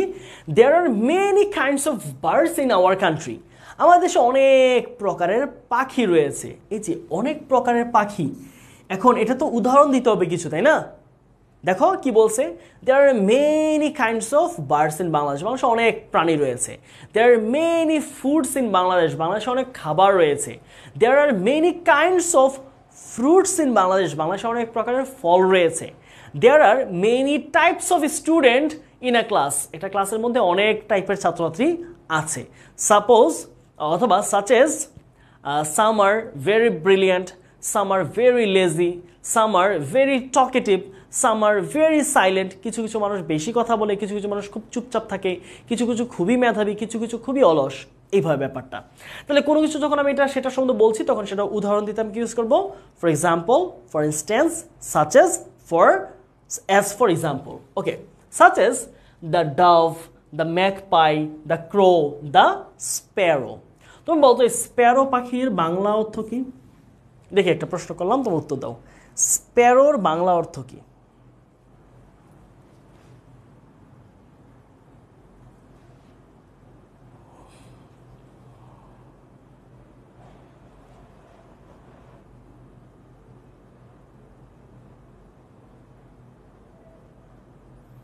ছোট বলো তো দেখি, স্প্যারোর বাংলা কি? এই তো আমাদেরকে আহমেদ হৃদয় জানিয়ে দিচ্ছি, চড়ুই। রাইট, সবচেয়ে সুন্দর পাখি আমার মনে হচ্ছে চড়ুই পাখি। এই ছোট্ট ছোট্ট বাবু পাখি, পাখি ছোট কিন্তু হয়, চড়ুই পাখি একদম ছোট হয়, মানে এরা যে ধান খায় বা হচ্ছে মানুষের ঘরের কোণে থাকে। ওকে, চড়ুই। রাইট। ওকে, আচ্ছা, 7 নম্বর আসো। কোনো কাজ বা ঘটনার ফলশ্রুতি বা ফলাফল বুঝাতে, যে এই কাজটার কারণে এটা হয়েছে, খুব ভালোভাবে বুঝো যে কোনো ঘটনার ফলশ্রুতি বা ফলাফল কি, কোনো কাজ বা ঘটনা এটার ফলে এটা ঘটছে, এটার কারণে এটা হয়েছে, এরকম যদি হয় যে একটা ঘটনার ফলে অন্য কিছু হয়েছে, একটা ঘটনার কারণে অন্য কিছু হয়েছে, সেক্ষেত্রে আমরা কি ইউজ করব? দেখো কি বলছে, কি কি আছে আমরা? Consequently, hence, therefore, as a result. হ্যাঁ, এটা। অথবা আরেকটা ইউজ করতে পারো, that is why. That is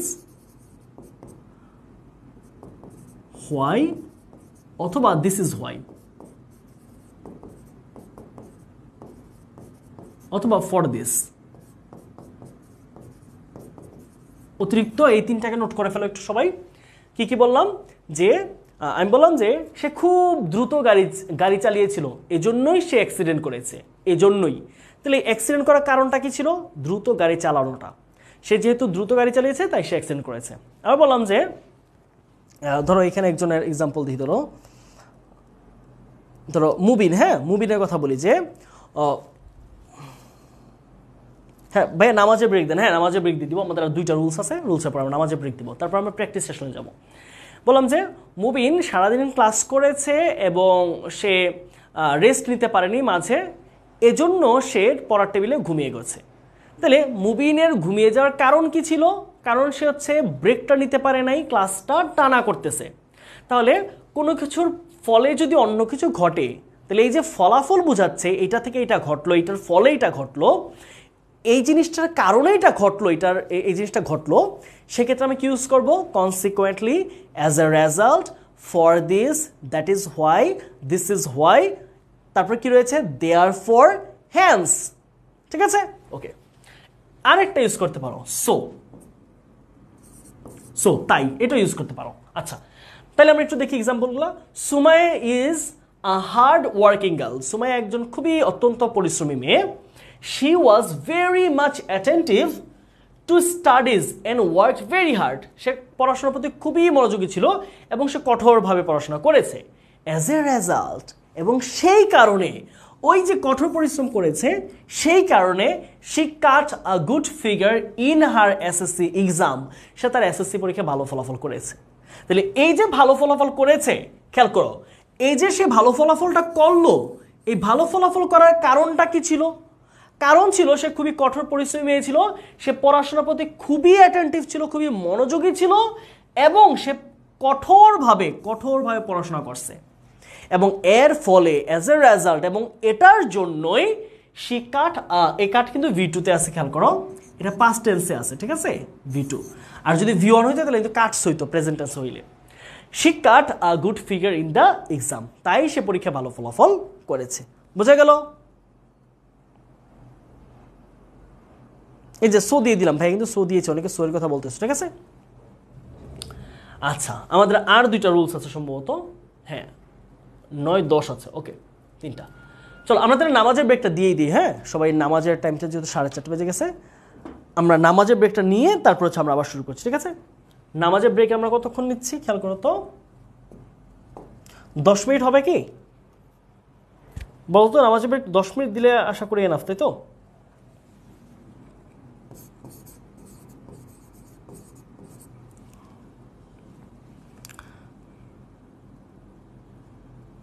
না রে, 5টা পর্যন্ত 20 মিনিট, এতক্ষণ না। এখন বাজে হচ্ছে আমার ঘড়িতে 4:40 ধরো, তাহলে আমরা কয়টায় পাবো? আমরা আবার শুরু করবো হচ্ছে 4:50 আমরা আবার শুরু করছি, ঠিক আছে। তাহলে আমরা একটা 10 মিনিটের ব্রেক নিচ্ছি এর মধ্যে, তাহলে আমরা 15 মিনিট দিচ্ছি, ঠিক আছে, আমরা 15 মিনিট দিচ্ছি, ঠিক। তাহলে তোমরা নামাজটাকে একদম স্মুথলি পড়ো, সবাই নামাজে স্মুথলি পড়ে আসা উচিত, নামাজের টাইম নিয়ে আমরা তাড়াহুড়া করি না। ওকে, সবাই তাহলে 15 মিনিটের মধ্যে নামাজটা ইনশাল্লাহ শেষ করে ফেলো, ঠিক আছে।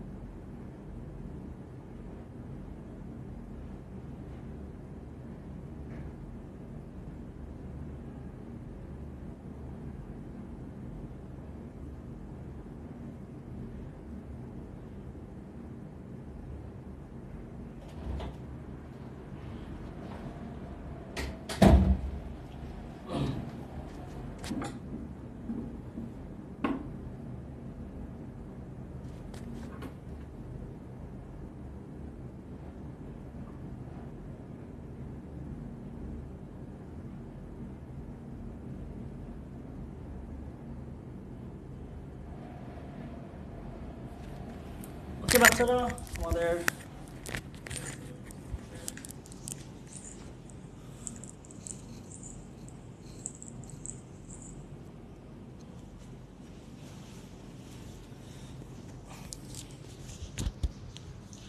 চলো আমাদের নামাজের ব্রেক শেষ, আমরা চলে আসছি আমাদের 8 নাম্বার রুলসটি, ঠিক আছে?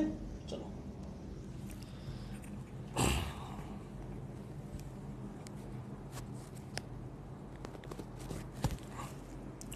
ওকে,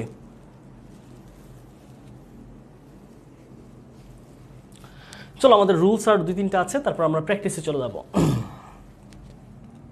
ওকে, কি বলেছি খেয়াল করো, যদি আমরা কোনো কিছুর শেষ বুঝাতে চাই, যে পুরো কথাবার্তা শেষে আমি বললাম যে উপসংহারে বা সবার শেষে একেবারে ইতিতে, আমরা বলি ইতি মানে কি, কোনো কিছুর শেষ বুঝায়।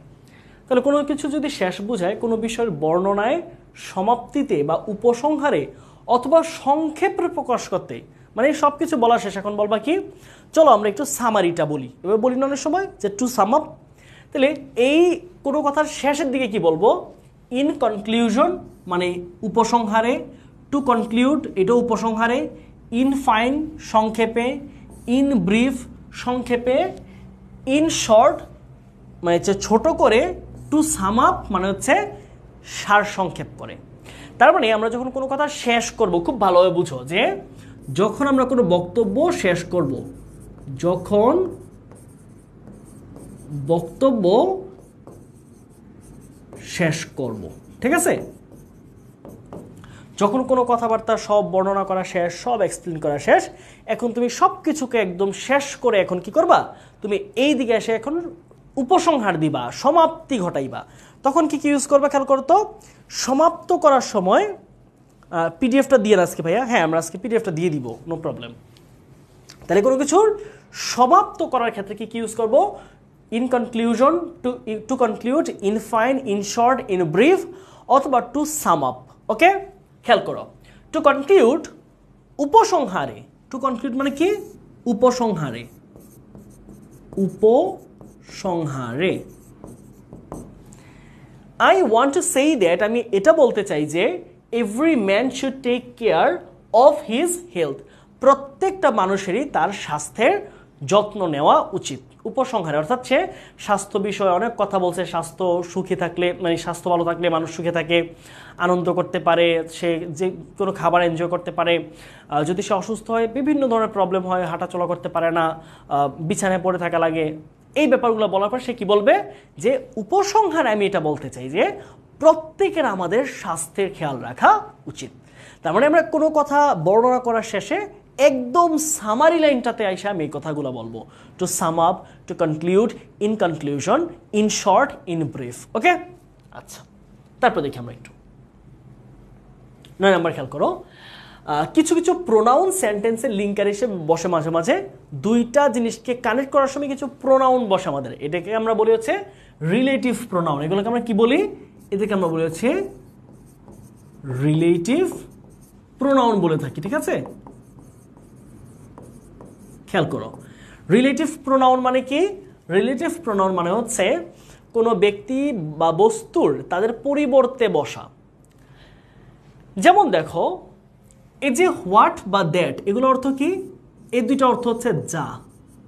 ওয়েন অর্থ কি, যখন, ওয়েন বাংলা অর্থ কি দেয়, যখন। আবার আছে, আরো আছে, ধর হচ্ছে ওয়্যার, ওয়্যার শব্দটা কি অর্থ দেয়, যেখানে, ওয়্যারটা যেখানে দেয়। খেয়াল করো, আমাদের যখন WH শব্দগুলো বাক্যের শুরুতে বসে, খেয়াল করো, যদি ওগুলা এই যে WH ওয়ার্ড, এই WH ওয়ার্ডগুলো বাক্যের শুরুতে বসলে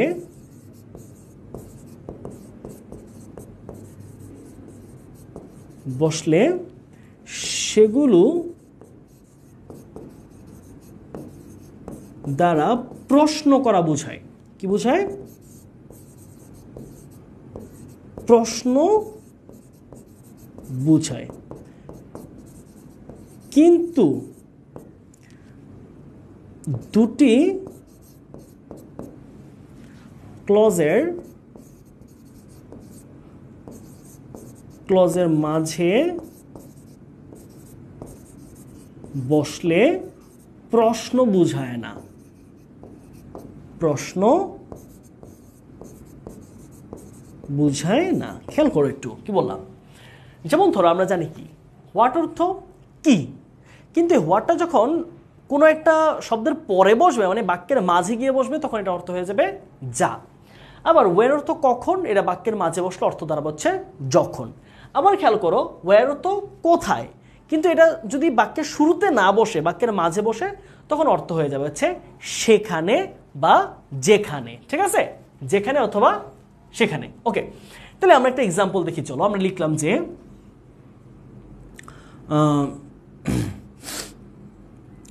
I need a smartphone. I need a smartphone. খেয়াল করো তো স্মার্টফোনের সাথে রিলেটেড প্রোনাউন কি দিব? আমি বললাম যে আমার একটি স্মার্টফোন দরকার যেটাতে ভালো একটা ক্যামেরা আছে, তাহলে স্মার্টফোন তো ব্যক্তি না যে আমি হু বসাবো। হু মানে হচ্ছে যার, তাহলে মানে যে মানে ব্যক্তি। আবার হুজ মানে কিন্তু যার মানে ব্যক্তিকে বোঝায়। তার মানে বস্তুর জন্য কি লিখতে পারবো? দ্যাট অথবা হোয়াট। তাহলে আই নিড আ স্মার্টফোন দ্যাটটা এখানে সুন্দর, that has a good camera, ঠিক আছে? তাহলে খেয়াল করতে হবে এই দ্যাট অর্থ কি? যেটি বা যেটির, এখানে হ্যাজের জন্য যেটির হয়ে গেছে। তাহলে বস্তুর জন্য কি হয়েছে? যেটির হয়েছে। আবার আমি যদি কোনো একটা প্লেসকে বুঝাই, ধরো আমি বললাম যে কি যে সুন্দরবন, অথবা আমি বললাম যে একটা বাক্য লিখি, ধরো I will go to the Sundarbans বা the Cox's Bazar, ধরো the Cox's Bazar, where যেখানে a lot of tourists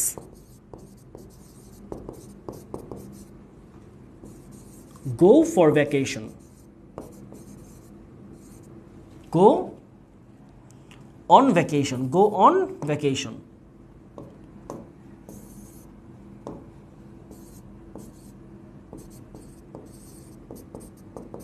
খুব ভালোভাবে খেয়াল করো।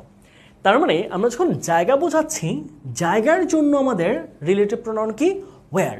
জায়গার জন্য কিন্তু তুমি আবার দ্যাট দিলে হবে না। তাহলে খেয়াল করতে হবে যে বস্তুবাচক কোনো জিনিসের জন্য দ্যাট বা হোয়াট, ব্যক্তি হলে হু বসবে বা হুজ, আর যদি কোনো জায়গা বোঝায় সেই জায়গায় আমরা কি ইউজ করবো? ওয়্যার। আর যদি সেটা হয়ে যায় কোনো সময়বাচক কিছু, তখন আমরা ইউজ করবো হচ্ছে ওয়েন। ওকে, তাহলে কি? I will go to the Cox's Bazar. I will go to হবে না, I will go to Cox's Bazar। আর সুন্দরভাবে দেওয়া হতো I will go to Cox's Bazar where a lot of tourists go on vacation. আমি কক্সবাজারে যাব যেখানে অনেক অনেক দর্শনার্থীরা তাদের ভ্যাকেশনে বা ছুটির সময় আসে। বুঝা গেল রিলেটিভ প্রোনাউনটা বাচ্চারা? হুইচয় কখন? হুইচয় হচ্ছে বস্তুবাচক জিনিস বুঝাতে। ধরো ভাই যদি হুইচ দিয়ে একটা এক্সাম্পল দেই, যেমন ধর আমি বললাম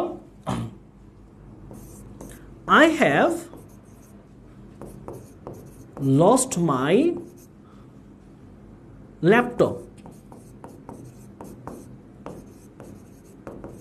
which I love most. আমি আমার I have lost my laptop, আমি আমার ল্যাপটপটা হারিয়েছি, which I love most, যেটাকে আমি সবচেয়ে বেশি ভালোবাসি। তাহলে যেটাকে, তাহলে এটার এখানে কি অর্থ দিয়েছে? যেটাকে। তাহলে হুইচ অবশ্যই কিসে বসবে? বস্তুবাচকের ক্ষেত্রে। হুইচ কখন বসবে? বস্তুবাচকের ক্ষেত্রে। বুঝতে পারলে? তাহলে হুইচ কখন বসাবো আমরা? বস্তুবাচক জিনিসের ক্ষেত্রে আমরা রিলেটিভ প্রোনাউন হচ্ছে হুইচ বসাবো। ক্লিয়ার এখন? ওকে, তাহলে চলো আমাদের লাস্ট একটা রুলস রয়েছে, সেটা হচ্ছে এইটা ছাড়াও আমি আরও 2টা রুলস সম্বন্ধে আলোচনা করব 11তম রুলস হিসেবে, তারপরে আমরা রুলস শেষ করব। আচ্ছা, সিন্সেসের ব্যবহার যদিও খুব কম আসে, সিন্স আর অ্যাজ এর অর্থ হচ্ছে কারণ, হ্যাঁ, যেহেতু, এই দুইটা বাংলা অর্থ কি? যেহেতু অর্থ দেয়। আচ্ছা, ধরো আমরা কিছু বাক্য লিখলাম যে as I was not present in the last class, as I was not present in the last class, যেহেতু আমি গত ক্লাসে উপস্থিত ছিলাম না, I do not know the homework। ঠিক আছে? তোমার বন্ধু ফোন দিল, কিরে বন্ধু আমাকে একটু হোমওয়ার্কগুলো বল, আমি হোমওয়ার্কগুলো করে ক্লাসে যাব। তখন তুমি কি বললা যে অ্যাজ, যেহেতু I was not present in the last class, যেহেতু আমি গত ক্লাসে উপস্থিত ছিলাম না, I do not know the homework, আমি তাই হোমওয়ার্ক জানি না। তাহলে সিন্স বা অ্যাজ এর অর্থ কি দেয়? সিন্স বা অ্যাজ এর অর্থ হচ্ছে যেহেতু অর্থ দেয়। কি দেয়? যেহেতু। যেহেতু আমি খাবার খাইনি তাই আমি অসুস্থ গিয়েছি, যেহেতু আমি দ্রুত দৌড়িয়েছি তাই আমি টায়ার্ড হয়ে গেছি, তাহলে যেহেতু। ঠিক আছে? আর লাস্ট আর 2টা জিনিসকে আমি একটু ক্লিয়ার করে দিই, সেটা হচ্ছে এই জিনিসটা খেয়াল করো, এই পাশে একটা লিখবো ভাই, ওই পাশে একটা লিখবো। এটা হচ্ছে রুল 11। হ্যাঁ, রুল 11। এটা কি? ইফ। ইফ অর্থ কি? যদি। আচ্ছা, যদি তো আমরা বাংলা অর্থ দেখে বুঝতে পারবো, কন্ডিশনাল বাক্য আমরা পড়েছি আমাদের রাইট ফর্ম ভার্বে প্লাস কমপ্লিটিং সেন্টেন্সে। আমরা যদি ব্যবহারটা একটু জাস্ট সেন্টেন্স দিয়ে দেখাই দিই যে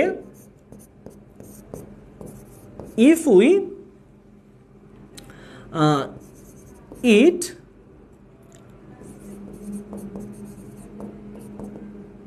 nutritious food,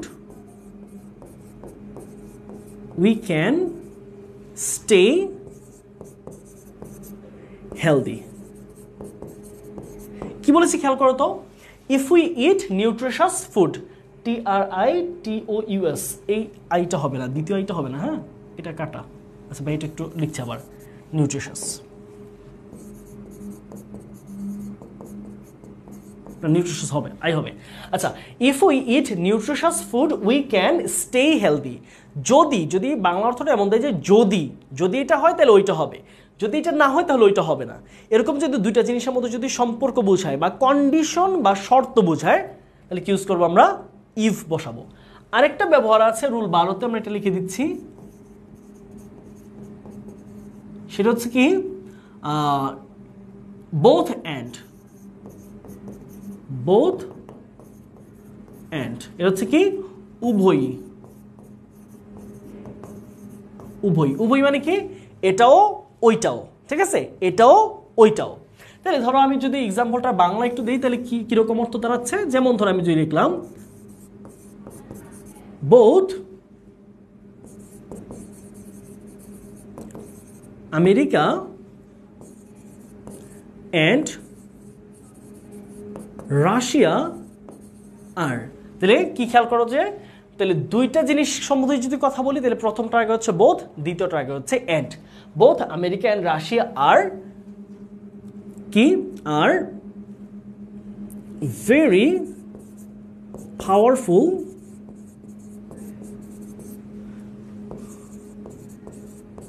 country. both America and Russia are powerful country. রাশিয়া এবং আমেরিকা দুটো দেশই খুবই শক্তিশালী দেশ।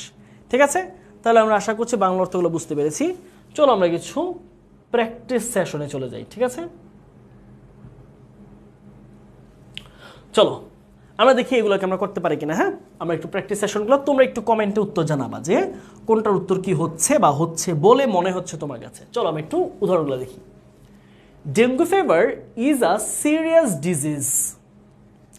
Dash is called by a dash that is called dash is caused cause মানে হচ্ছে ঘটে কজ মানে কি ঘটে by a kind of virus called dengue virus তাহলে dengue fever is a serious fever that is caused যেটা ঘটে তাহলে ফিভার যেহেতু একটা জ্বর একটা রোগের নাম তাহলে কি হবে এটা তো মানুষের হুইচ হুম হবে না কি হবে দ্যাট ইজ কজড অথবা হুইচ ইজ কজড দুইটা অ্যান্সার এখানে যেটা ঘটে অথবা that is caused by a kind of serious virus called dengue virus okay dash this first was identified in Africa এটা প্রথম এটা একদম প্রথম দিকে এটা আইডেন্টিফাই করা হয়েছিল এটাকে খুঁজে পাওয়া গেছিল এই যে কি ডেঙ্গু ভাইরাসটা পাওয়া গেছিল সবার প্রথমে তাহলে কি সবার প্রথমে বুঝাতে কি বসি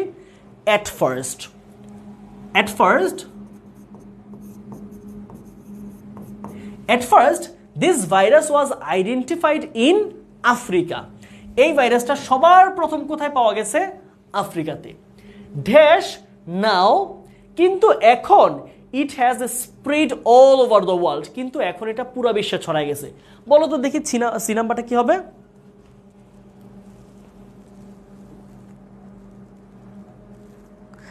দো দিতে পারবা না কারণ কি জানো দো কখন বসে জানো দো কিন্তু দুইটা ক্লজের মাঝে বসে দেখো তোমাকে দোয়ের ব্যবহারটা দেখাই ভাই তো পড়াইছি এই জিনিসটা জাস্ট খেয়াল করো দোয়ের ব্যবহারটা আমার কততম রুলসে ছিল দো অল দো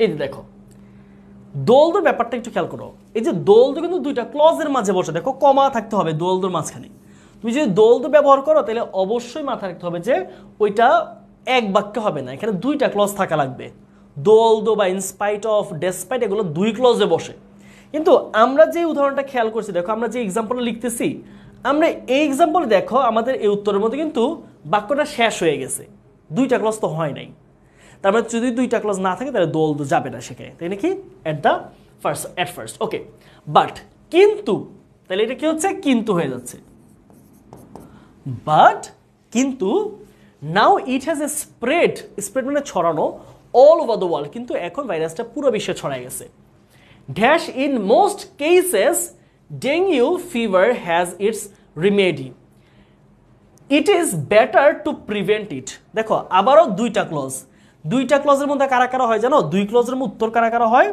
দুই ক্লজের হ্যাঁ বলে দিচ্ছি দেখো দুই ক্লজের উত্তর কারা কারা দুই ক্লজের ক্ষেত্রে কাদের কাদের উত্তর হবে জানো ইফ হতে পারে সেখানে দো হতে পারে অলদো হতে পারে তারপর কি হতে পারে এখানে ইনস্পাইট অফ হতে পারে ডেসপাইট হতে পারে আনলেস হতে পারে আনটিল হতে পারে এগুলো হচ্ছে মোটামুটি আমাদের দুই ক্লজের ক্ষেত্রে হবে ঠিক আছে আচ্ছা তাহলে আমরা খেয়াল করি তো এখানে দুইটা ক্লজ আছে না তাহলে অর্থটা খেয়াল করো dash in most cases dengue fever has its remedy যদিও বেশিরভাগ ক্ষেত্রে ডেঙ্গু জ্বরের রোগ নিরাময়ের ওষুধ আছে it is better to prevent ইট তবুও আমাদের এটা প্রতিকার করা ভালো এটাকে কি করা প্রতিরোধ করা ভালো যদিও প্রতিকার আছে প্রতিকার মানে রোগ হয়ে যাওয়ার পরে এটা সমাধান কিন্তু আগেই ভালো না আমরা মশা মাছি থেকে দূরে থাকা আমাদের রাস্তাঘাট বা বাড়ির আশেপাশে সব পরিষ্কার পরিচ্ছন্ন করে রাখা এটা বলছে যদিও এটার প্রতিকার আছে তবুও বরং এটাকে প্রতিরোধ করাই ভালো তাহলে কি হচ্ছে অ্যান্সারটা তাহলে দো রাইট এটা অ্যান্সার কি হবে দো যদিও দো ইন মোস্ট কেসেস যদিও বেশিরভাগ ক্ষেত্রেই dengue fever has its remedy dengue জ্বরের যদিও প্রতিকার আছে it is better to prevent ইট কিন্তু এই রোগটাকে প্রতিরোধ করাই আমাদের বরং ভালো dash we keep our duelling places clean দেখো আবার দুই ক্লজ তার মানে ওইগুলো থেকে খুঁজে বের করার অর্থ অনুযায়ী দো অল দো ইফ আনলেস আনটিল এখান থেকে হবে dash we keep our duelling places মানে হচ্ছে বাসস্থান ঠিক আছে আমাদের বাসস্থান পরিষ্কার রাখি we can easily avoid this disease আমরা সহজেই এই রোগটা থেকে প্রতিকার পাইতে পারবো বা মুক্ত থাকতে পারবো লাস্টটা কি হবে বলো তো রাইট আমাদেরকে এই যে দেখো কি বলে দিয়েছে সো কিন্তু দুই ক্লজে হয় না, সো এক ক্লজে হয়। হ্যাঁ, অনেকে বলছে এট ফার্স্টের জায়গায় কি ফার্স্টলি হইতে পারে, হ্যাঁ এট ফার্স্টের জায়গায় ফার্স্টলি হইতেই পারে। রাইট, তাহলে এটা কি হচ্ছে আমাদের ইফ।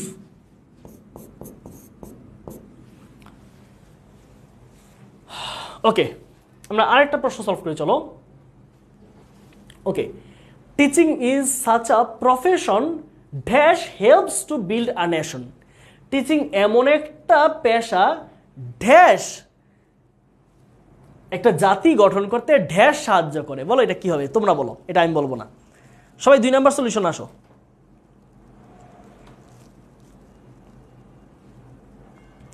শিমুল উত্তর দিয়েছে, হ্যাঁ আমাদেরকে আহমেদ হৃদয় উত্তর দিয়েছে। বা গুড, সুন্দর হয়েছে। রাইট, তাহলে আমরা বলছিলাম যে বস্তুবাচক হলে বা কোনো পেশা হলে দ্যাটও যাবে এখানে অ্যান্সার। আবার তুমি চাইলে হুইচ অ্যান্সার দিতে পারো, হুইচ। তাহলে teaching is such a profession that helps to build a nation, অথবা which helps to build a nation. A teacher is dash a guide dash a pioneer. বলছি মনে আছে, এটা শেষে পড়াইছি, বলো তো কি হবে। একজন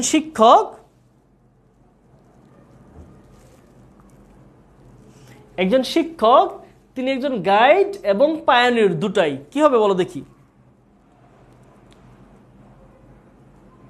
নট অনলি দিলে নেগেটিভ হয়ে যায়, এটা হচ্ছে বাট, এটা হবে কি, এটা হচ্ছে এইটা দেখো, a teacher is not only a guide but also pioneer, দুইটা উত্তর রাইট। এখানে তুমি কিন্তু দুই রকম অ্যান্সার করতে পারো, খেয়াল করো। তুমি যদি বোথ এন্ড দাও তাহলে উত্তরটা সঠিক, বোথ এন্ড দাও যদি সেটাও যেমন সঠিক। আবার তুমি চাইলে এটাকে আরেকটা উত্তর দিতে পারো, সেটা কি নট অনলি বাট অলসো, একই মিনিং দেয়। তুমি চাইলে কি দিতে পারো, এখানে নট অনলি, এখানে দিয়ে দিতে পারো কি but also, but also, both are right. Okay, সুন্দর, অনেক কিন্তু নট অনলি বাট অলসোর অ্যান্সার দিয়েছে। তারপর আসো, he has to dedicate to his noble profession. ওই শিক্ষকের নিজের তার এই মহান পেশার মধ্যে খুব মনোযোগ দিতে হবে।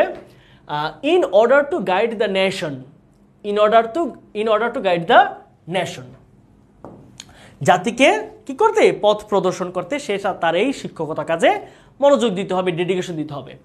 Dash he is called an architect of a new society, তাই তাকে বলা হয় একটি নতুন সমাজের কি, নতুন সমাজের স্থপতি বলা হয় একজন শিক্ষককে, তাই এই জন্য, তাই সো অথবা দেয়ারফর বলতে পারো তোমরা অনেক জায়গায়, দেয়ারফর হি ইজ কল্ড, তাই শিক্ষককে বলা হয়ে থাকে the architect of a new society, একটি নতুন সমাজের তিনি হচ্ছেন একজন কি, স্থপতি। Okay, last, dash he neglects his duties, তিনি দেখো দুই ক্লজ আছে, তাহলে বুঝো কোথা থেকে হবে, though, although, in spite of, despite অথবা ইফ, এগুলো থেকে অর্থ বের করো, তোমরা উত্তর করবা। Dash he neglects his duties, তিনি ড্যাশ তার কাজকে অবহেলা করেন, social discipline will break down, সামাজিক যেই ব্যাপারগুলো রয়েছে সেগুলো ধ্বংস হয়ে যাবে। কি হবে লাস্ট, রাইট, ই নাম্বার বলেছে দো, অনেকে দো দিয়েছে। দো হি নেগলেক্টস, যদিও সে তার কাজকে অবহেলা করে, social discipline will break down, না দো এখানে মানাচ্ছে না, এখানে সবচেয়ে বেস্ট অপশন হচ্ছে কি ইফ। যদি তিনি তার কাজকে অবহেলা করেন তাহলে আমাদের সামাজিক যেই কাঠামোটা আছে সেটা ভেঙে পড়বে। সো বাচ্চারা, এই ছিল আমাদের আজকে কানেক্টরের ক্লাস। তোমরা কি বুঝতে পারছো কিনা সেটা আমাকে জানাও। আমরা কানেক্টরের একেবারে এন্ডিংয়ে চলে এসেছি আজকের ক্লাসের, এবং তোমাদের সাথে আমাদের এই ক্লাসের মাধ্যমে চেষ্টা করেছি তোমাদেরকে পুরো সময় জুড়ে যতটুকু সাপোর্ট দেওয়া যায়। হ্যাঁ, দাস দিতে পারবো, অনেকে বলছে দাস দিতে পারবো না, দাস দেওয়া যাবে। সো প্রায় 13টি সম্ভবত তোমাদের সাথে লেকচার হলো আমার, 13 কম না, 13টি অ্যাটলিস্ট লেকচার। সো 13টি লেকচারের মাধ্যমে চেষ্টা করেছি তোমাদেরকে যতটুকু সাপোর্ট দেওয়া সম্ভব অতটুকু দেওয়ার চেষ্টা করেছি। এর মধ্যে যদি ভাইয়া তোমাদেরকে কখনো বকা দিয়ে থাকি, I am really feeling so sorry. তোমাদের অনেক অনেক শুভকামনা জানাচ্ছি তোমাদের জন্য। ভালোভাবে পড়াশোনা করো। পাওয়ার প্লে আসতেছে, এটা একটু কথা বলার ব্যাপার।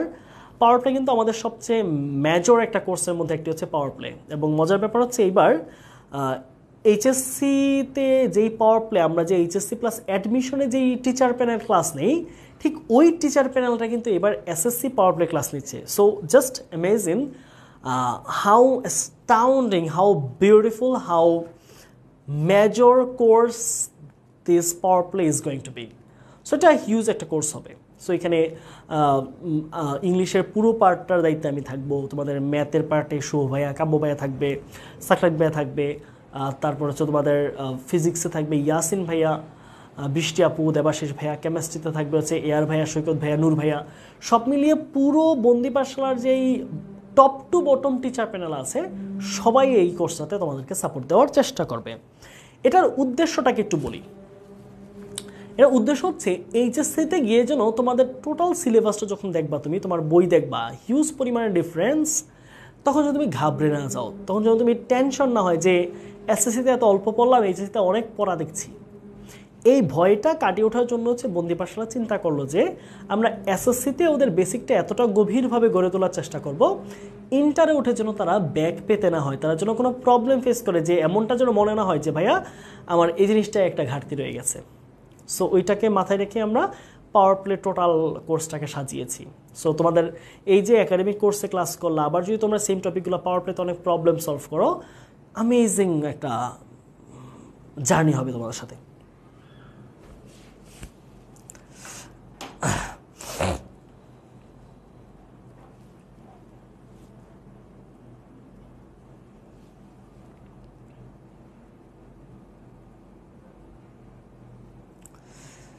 সো সাজেশনটা চাই, সাজেশনটা আজকে তোমরা পাবা। সাজেশনটা হচ্ছে আজকে রাতে পিডিএফ করে তোমাদের সায়েম ভাই তোমাদেরকে দিবে, হ্যাঁ আমি দিব না, আমি সায়েমকে দিয়ে দিব। সায়েম হচ্ছে তোমাদেরকে পিডিএফ করে সাজেশনটা তোমাদেরকে গ্রুপে পিন করে গ্রুপের মধ্যে অ্যাড করে দিবে।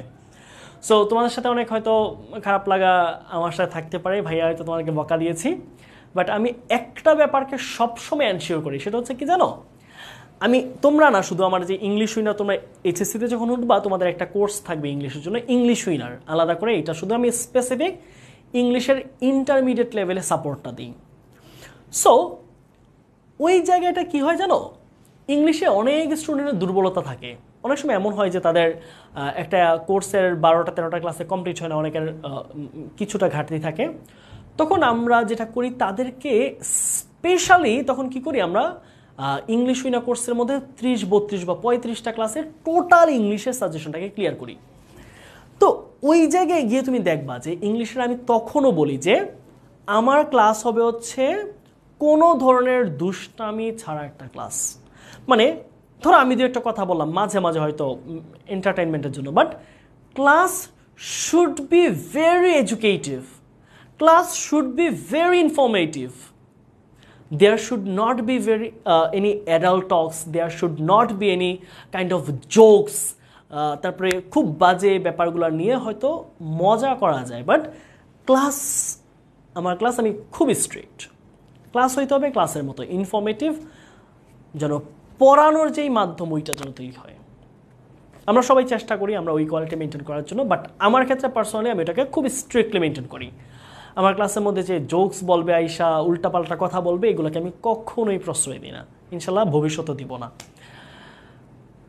সো তোমাদের যদি ভালো লেগে থাকে, তোমাদের জন্য আশা করি তোমরা তো চলেই যাচ্ছ পাওয়ার প্লেতে, ইংলিশের আমাদের এসএসসি একটা কোর্স আসতে পারে, তোমাদেরকে জাস্ট ধারণা দিয়ে রাখলাম। ইংলিশের একেবারে কমপ্লিট একটা প্রিপারেশন, মানে প্রায় 25-30টা লেকচার দিয়ে সাজানো একটা ইংলিশের কোর্স আসবে। সো এটাতে পুরো আগুন ধরিয়ে দেওয়ার মতো একটা কোর্স আনবো, যে একেবারে শুরু থেকে ধরে ধরে ধরে ধরে প্রতিটা টপিককে, আমরা তো অনেক একদিনে 2 ক্লাসে মিলে 10টা পেজ পড়তে হয়েছে, এরকম হবে যে আরও গভীরভাবে পড়ার সুযোগ আছে। এরকম একটা ইংলিশের কোর্স এসএসসি 24 এবং 25-এর জন্য নামানোর সম্ভাবনা থাকতে পারে আমাদের। জাস্ট আমরা এখনো কিছু বলছি না, যাই হোক। তো তোমাদের জন্য অনেক দোয়া রইল, তোমাদের সাজেশন বা সব কিছু মিলে আরও কথাবার্তা হবে। তোমাদের কোনো বিষয়ে প্রশ্ন থাকলে আমাকে একটু জিজ্ঞেস করো, আমি একটু উত্তর দিই তোমাদেরকে। হ্যাঁ,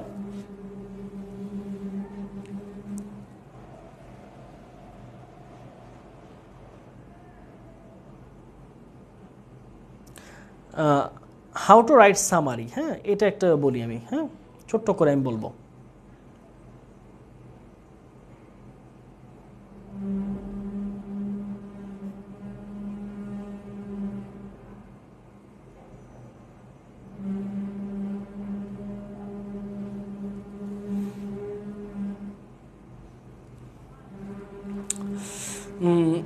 সামারি ব্যাপারটা আমি একটু বলি, হ্যাঁ ভাইয়া রাইটিং সাইডে অনেক দুর্বলতা, রাইটিং সাইড নিয়ে রাইটিং তো মুখস্থ করতে হবে। বুঝো সামারি ব্যাপারটা আমি জাস্ট দুইটা পয়েন্ট একটু আলোচনা করি। সেটা হচ্ছে সামারি হইতে হবে হচ্ছে কপি পেস্ট করা ছাড়া, মানে তোমাদের যে বা অন্যান্য স্টুডেন্ট যে একটা হ্যাবিট থাকে যে পুরো প্যাসেজটা থেকে আমি কি করব, উপর থেকে 2 লাইন, মাঝখান থেকে 1 লাইন, শেষ থেকে 2 লাইন, এই কপি করে দিয়ে দিব। এই জিনিস এখন আর চলে না।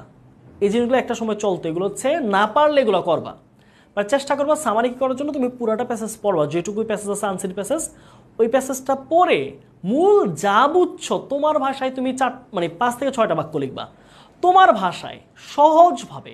সামারি হবে সহজ, সামারি হবে নিজের বাক্যে, সামারি হবে পুরা প্যাসেজটার জন্য কমপ্লিট করা যায় এরকম 7টা বাক্য। সামারি কপি পেস্ট করা যাবে না। ওকে, যাই হোক বাচ্চারা, তোমরা সবার জন্য দোয়া রইল, সবার জন্য আমার পক্ষ থেকে অনেক অনেক শুভকামনা, অনেক দোয়া রইল। তোমাদেরকে অনেক মনে পড়বে, আমার অনেক মিস করব তোমাদেরকে। অবশ্যই পাওয়ার প্লেতে দেখা হবে সবার সাথে, আশা করছি পাওয়ার প্লেতে আরও ক্লাস হবে, আরও প্রবলেম সলভিং হবে, ইন্টারে গিয়ে হয়তো আবার দেখা হতে পারে। সবার জন্য শুভকামনা, দোয়া এবং আমার মন থেকে অনেক অনেক অনেক তোমাদের প্রতি শুভকামনা রইল। ওকে বাচ্চারা, সুস্থ থাকো এবং পড়াশোনা করো, ঠিক আছে?